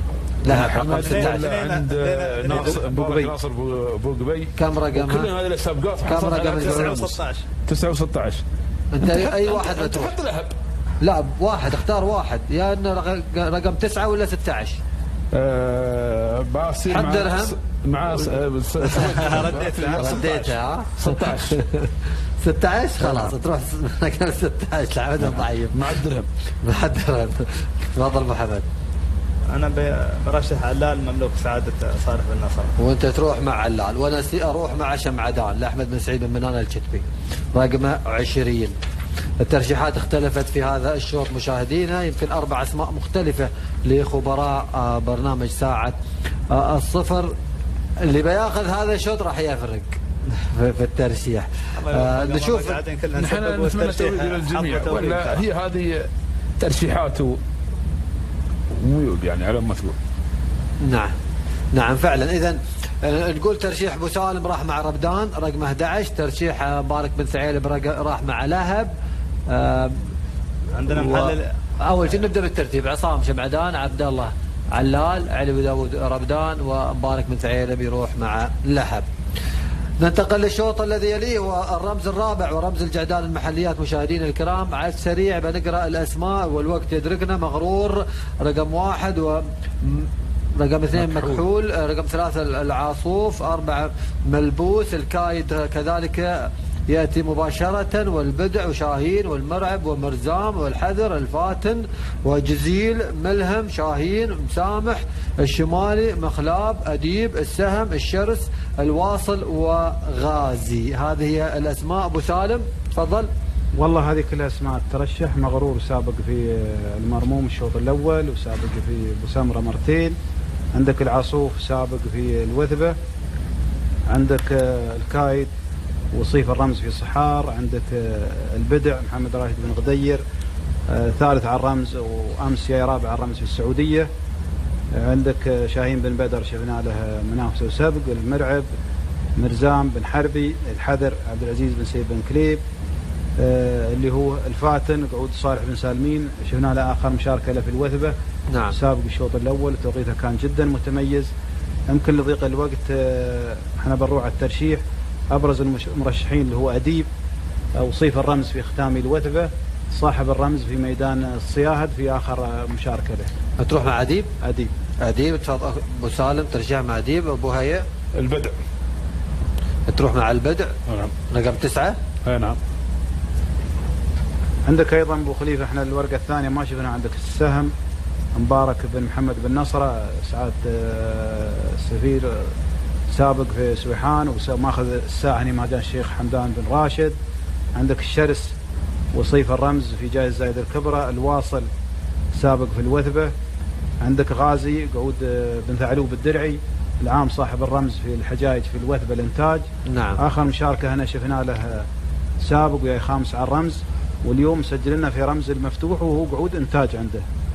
فنتمنى إن شاء الله التوفيق لجميع المشاركين إن شاء الله. أبو حمد لعل كلهن قاعدان ما يستهان بهن، لكن الأبرز من حيث أن آخر نتائج لهن بيكون أديب، بيكون ترشيحي عنده أديب. بتروح عند أديب. نعم، المملكة الدكتور راشد بن حمد الزهرة. نقول أبو سالم وأبو حمد أديب. نعم. وأبو هيا وعصام البدع. مخاولني مرة كيف أنت؟ مرة مخاويك. من الطيور مخاويك، ما بخاوي اليوم الترجيح. نعم. نشوف مشاهدينا أسماء المرشحين معنا في هذا، أو الترشيحات التي سنتابعها، ترشيحات المحللين معنا في هذا اليوم. وشوطنا الرابع والرمز الرابع أبو سالم وكذلك أبو حمد راحوا مع أديب الدكتور راشد بن حمد الزفنة العفاري، وعصام البدع، وكذلك مبارك بن ثعيلب راح مع البدع لمحمد بن راشد بن غدير الشتبي. هذه هي ترشيحاتنا للأشواط المفتوحة. نروح للرمز الخامس وهو رمز الإنتاج مشاهدينا الكرام، ورمز الإبكار المفتوح إنتاج، وعدد كبير للأمانة مشارك معنا في هذا الرمز. نشوف الأسماء. أولا نبدأ مع الوثبة، ومن ثم الشاهينية وسلطانة ومناورة ومثيرة وفن والشبلة ومواري ومغثة عنيدة مذيار، وكذلك محذرة وطلب وأنذار. الشاهينية حيلة ترف شبابية ومهاجمة وسودة ومودعة والشهامة وريمة والوارية وراهية والغزيلة والشبابية ونوادر وظن دمعة هملولة ومثايل. هذه هي الأسماء المشاركة معنا في شوطنا الخامس والرمز الخامس، رمز الإبكار المفتوح الإنتاج. أبو حمد. والله يا أبو خليفة من ضيق الوقت ما بنقدر نذكرهن كلهن، لكن بنستطرح بعض الأسامي. عندنا الشاهينية مملوك الحميد بن راشد بن قشيم الشامسي. نعم. سابق بكره الهواصل، وسابق في تمهيد المرموم سجل توقيت 7:49. كذلك عندنا فن مملوك محمد بن خليفة بالهول المهيري، سابق في ميدان الوثبة في الشوط 23 في الفترة الصباحية، وحصل على توقيت متميز 27 ثانية. عندنا عنيدة مملوك الحوار بن حمد بن خويتم العامري. عنيدة حصل على مركز سابق في الوثبة في التمهيديات، كذلك حصل على المركز الخامس على الرمز في مهرجان ولي العهد في ميدان المرموم. عندنا مذيار مملوك السلطان بن سيف العرياني، بكره هذه مشاركات طيبة، العام كانت مشاركات طيبة وتسبق في ميدان المرموم. كذلك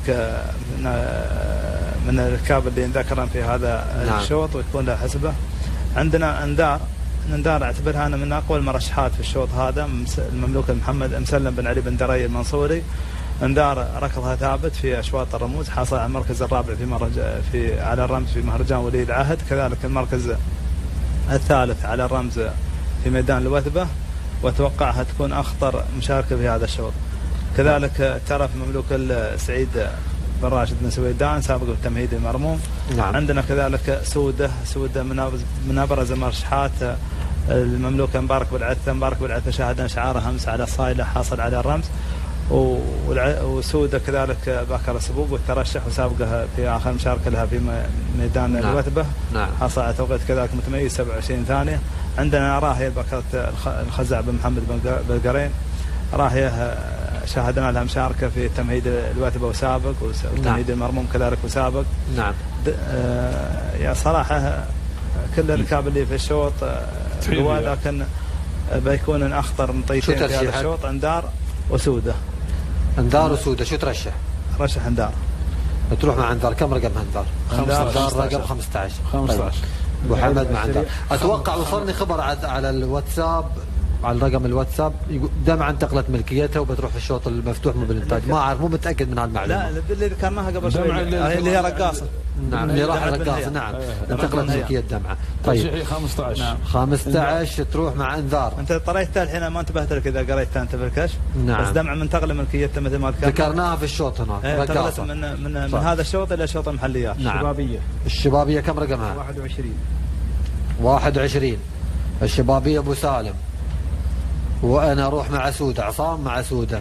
انذار مبارك وعبد الله، وابو سالم يروح مع الشبابية، وعصام يروح مع سودة. هذه هي اسماء هذه هي الترشيحات مشاهدينا لشوطنا الخامس والرمز الخامس، اول رموز الانتاج في هذا المساء. ابو حمد راح مع انذار، وابو حمد راح مع انذار، ومبارك مع انذار، وعلي بن سالم ابو داود راح مع الشبابية، وعصام راح مع سودة. هذه هي الترشيحات لشوطنا الخامس، وننتقل للشوط السادس. ولا عندنا التميمي جاهز يا اخواني؟ طيب نشوف الترشيحات قبل ما ننتقل للشوط. نشوف ترشيحات المحللين معنا في هذا الشوط.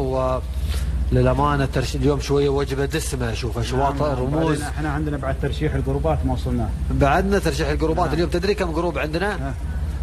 19 جروب اليوم. احنا نبغي نشوف ترشيح. عصام يروح مع سودة، عبد الله انذار، علي بن داود الشبابية، ومبارك بن ثعلب يروح مع انذار.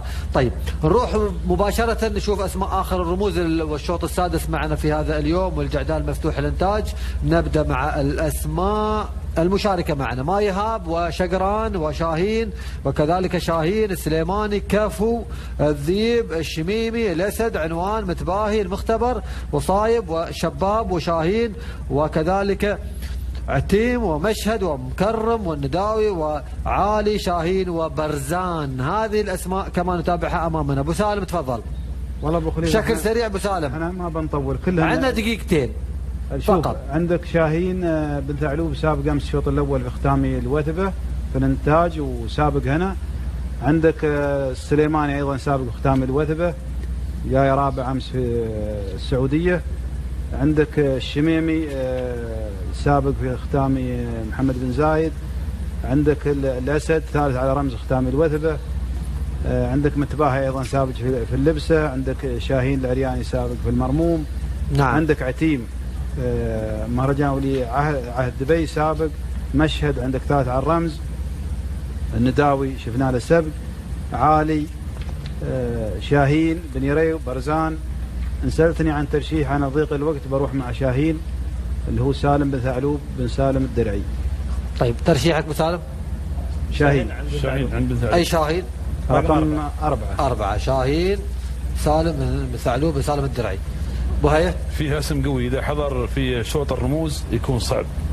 انا بصير عند مكرم. عوض خليفه محمد بن زاهر الخيلي. يستاهل. رقم 24 مكرم. طيب وعبد الله؟ النداوي العثه بالخزاعه بالعثه العامري. النداوي رقم 25. اعطوني الارقام لان عندي الشباب يسجلون، ترى يعرفون من الارقام يسجلون. 25. روح عند مشهد انت. لا انا اروح عند برزان. 24 انا مكرم. تبغاني اغير لا تغير. اذا تبغاني اغير بغير. روح انت كيف. هذا بعد المشاورات والاتفاقيات والصلح وصلت لبرزان. لا تقعد من عمير بالحزمي بيكون بعد عند مسلم بن محمد مسلم اروح مع برزان. ولا سد كذلك عمير بالحزمي. والله في اكثر من قعود يترشح. الله يوفقهم ان شاء الله. يوفق الجميع ان شاء الله. نعم الله يوفق الجميع. نشوف اسماء او نشوف ترشيحات المحللين ومن بعدها بننتقل للميدان مع محمد التميمي. تاخرنا عليه اليوم محمد لان عندنا 6 اشواط وكذلك اشواط مهمه واشواط قويه واشواط مميزه. عصام برزان، عبد الله بن بهيان نداوي، علي ابو داوود شاهين، ومبارك بن ثعيلب مكرم. هذه اشواط المطايه مشاهدينا الكرام. وننتقل مباشرة لمحمد التميمي هناك في أرضية الميدان. محمد نقول لك مساء الخير، واليوم وجبة دسمة للأمانة، أشواط من العيار الثقيل، وتعرف يمكن كأس اللقاية دائما ما تتجه الأنظار في أي مهرجان في أي رئيسي لكأس اللقاية والسيف. نشوف كذلك في هذه اللحظات أو ننتقل لمحمد التميمي. تفضل يا محمد. شكرا عصام، بداية أنا أمسي عليك.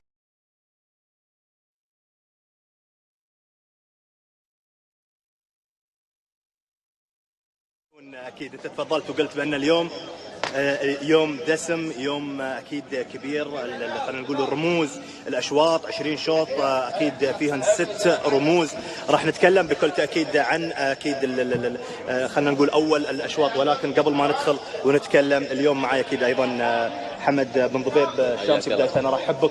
احنا واقفين عند الآليات، أنا أبغي تشرح لي موضوع الآليات قبل أن ننتقل ونروح عند هاي الحمد لله. أول شيء أشكرك على اللقاء الطيب. أول شيء هذه المرحلة طبعا تبدأ اليوم في مشاركة أشواط الرموز، ولازم تكون مهمة. صحيح. تفتيش عن المطاية، تفتيش عن الكهرباء، تفتيش مثل ما شفت اللجان عاملة، يعني واقفين وقفة رسمية علشان إظهار المهرجان بصورة صحيحة، وأن الواحد الكل يأخذ حقه في المهرجان.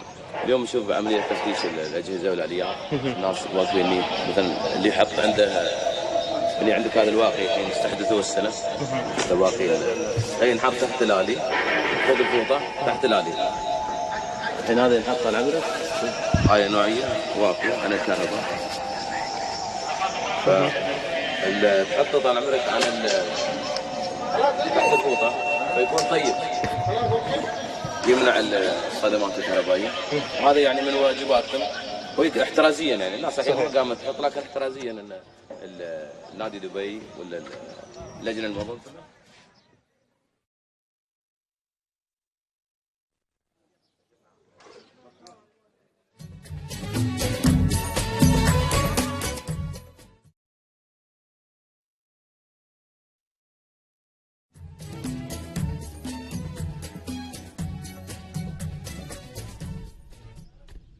الجروبات اليوم معنا وجبة دسمة بعد من الجروبات. 19 جروب اليوم رشح معانا. طبعا اللي رشح بالأمس راح ياخذ نقاطه، اللي بدأ من اليوم نعتذر منه ونعتذر كذلك عن انه ما بنعطيه نقاط الامس لانه ما رشح. نشوف هذا اول جروبات بيرق الدستور للفطامين، وهذا ترشيحه ما بنذكر فقط ترشيح المطيه، بهرجه والذيبه وعلال ومخلاب وسوده وشاهين. الجروب الذي يليه التعاون بهرجه الذيبه ربدان البدع دمع الاسد، وكذلك جروب علوم الريس رموز والسمحة ولهب والحذر ومهاجم ومايهاب. الجروب الذي يليه راعي لمحة بهرجة مطرة وكذلك برق والبدع ودمعة والأسد. جروب سيح صبرة بهرجة وسمحة والضاح أديب الوثبة شاهين. عالم الأصايل بهرجة ومطرة والوضيحي وأديب ودمعة والأسد. جروب المحبة في الله، وإن شاء الله كنا متحابين في الله، بهرجة ومطرة ومطفي والفاتن وسودة والنداوي. وجروب مجلس عيال زايد بهرجة والذيبة وربدان والبدع ودمعة والأسد. وجروب مجلس العزبة للهجن بهرجة والذيبة وربدان والبدع ودمعة وشاهين. وجروب الخليج الأول للهجن، ذكرني ببنك الخليج الأول هذا الجروب، بهرجة والذيبة وبرق والبدع ودمعة وشاهين. اسمحوا لنا أعضاء هذا الجروب. ملتقى علوم الطيب رموز وسمحة والوضيحي والشرس والشهامة والأسد. جروب الوهيبي بهرجة وسمحة ومطفي والبدع ودمعة وشاهين. هناك جروب ملتقى عزبة الأصايل بهرجة ومطرة وبدران والبدع وسودة وشاهين. مجلس أهل الطيب بهرجة وسام وكذلك سياف والفاتن ودمعة والأسد. مجلس الناموس بهرجة وسمحة وسياف ومكحول وفن وشاهين.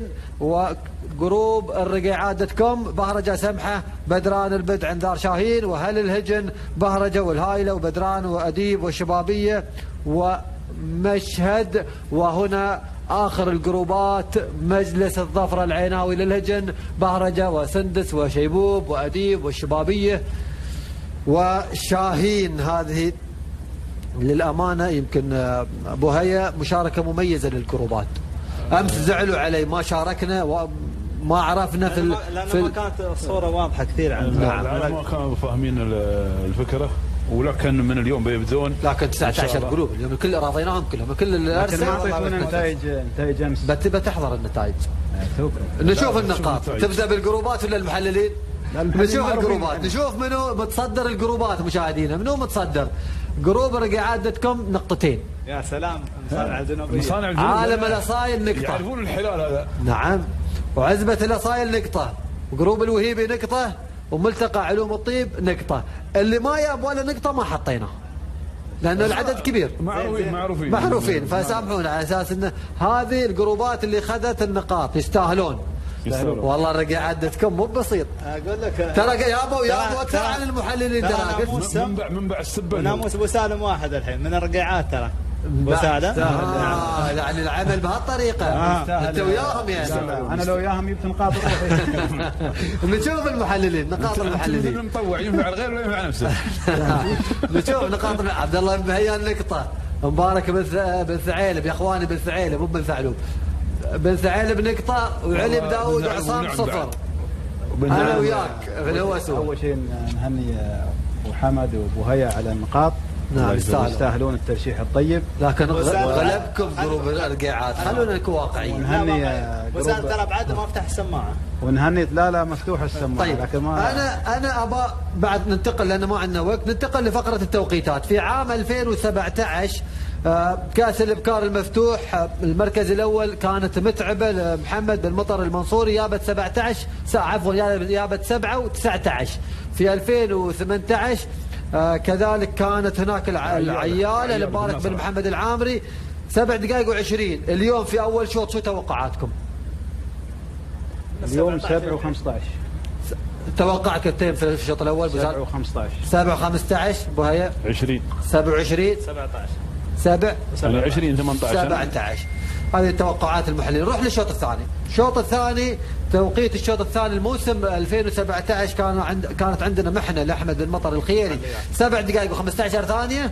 وكان عندنا رموز لأحمد بن سالم الزرعي في 2018 7 دقائق و23 ثانية. أبو سالم توقعك للتوقيت اليوم؟ 7 و21. 7 و21. أعطيتنا ثانية زيادة ليش؟ والله توقعت انا توقع لكن ما دام بس فرق كبير بين 2017 عفوا ابو خليفه ما دام دمعه موجوده دمعه سبوق بكره اللي اشتروها سيديات اللي هي رقاصه اللي اشتراها من عند بن هيان. اتوقع انه يكون لها دور في التوقيت وتحطم التوقيت. طيب كم قلت توقيعك؟ انا اتوقع انها تكون من 15 من تحت ال20 الى 15. طيب من تحت ال20 15 لان في 2017 7 و15 في 2018 7 و23 يعني فرق 8 ثواني على الجو والجو اليوم الجو رياضي. وهي شو توقع؟ 18 7 و18 تقريبا بهالحدود مثل ما ذكرنا من عطني رقم ما بحدود. كم رقم؟ 7 وكم؟ 20 27. اشكرك ابو حمد. نروح نشوف كذلك الشوط الثالث بالدقيقة الجعدان المفتوح. نشوف 2017 كان عندنا نايف السعيد بن سلطان الكتبي. وكذلك 2018 كان عندنا زعفران لصالح بن نصره العامري. 2017 7 و26 و2018 7 و27. ابو سالم توقعك؟ انا اتوقع 7 و25. 7 و25. ابو هيا يعني تبغى 25 في 24 25. اخر كم؟ 24. ابو حمد 27. تروح مع 27 نفس توقيت الموسم الماضي. نشوف توقيت واخر رموز ايضا المفتوحه. توقيت الشوط الرابع في الموسم 2017 كان عند شايب مطر بن سلطان بن مرخان 7 دقائق و20 ثانية. في 2018 شاهين لسعيد بن سهيل الكتبي 7 دقائق و18 ثانية. هذه آخر موسمين، لكن موسم 2019 الجو مختلف. أبو سالم نبدأ معك. أتوقع 27. 27 نعم. مثل 2017 يعني. أبو هيا حطني على 25. 25 اروح. ابو حمد 24 بهالحدود. وقع 24 22 تقريبا 22 تقريبا. هذه فقرة التوقيتات للمواسم الماضية، وفقرة مهمة نتوقع، وفي النهاية هذا توقع، لكن لازم نحطكم في الصورة ان الموسم الماضي كم كان التوقيت واللي قبله. هذه بادرة طيبة والله، معرفة الناس بالموسمين والتوقيتات هذا شيء طيب. توقع في النهاية. جتنا استفسارات. شكرا لكم جميع. ننتقل للميدان وحضور سيدي سمو الشيخ حمدان بن محمد بن راشد المكتوم وانطلاقة كؤوس اللقاية في هذا اليوم.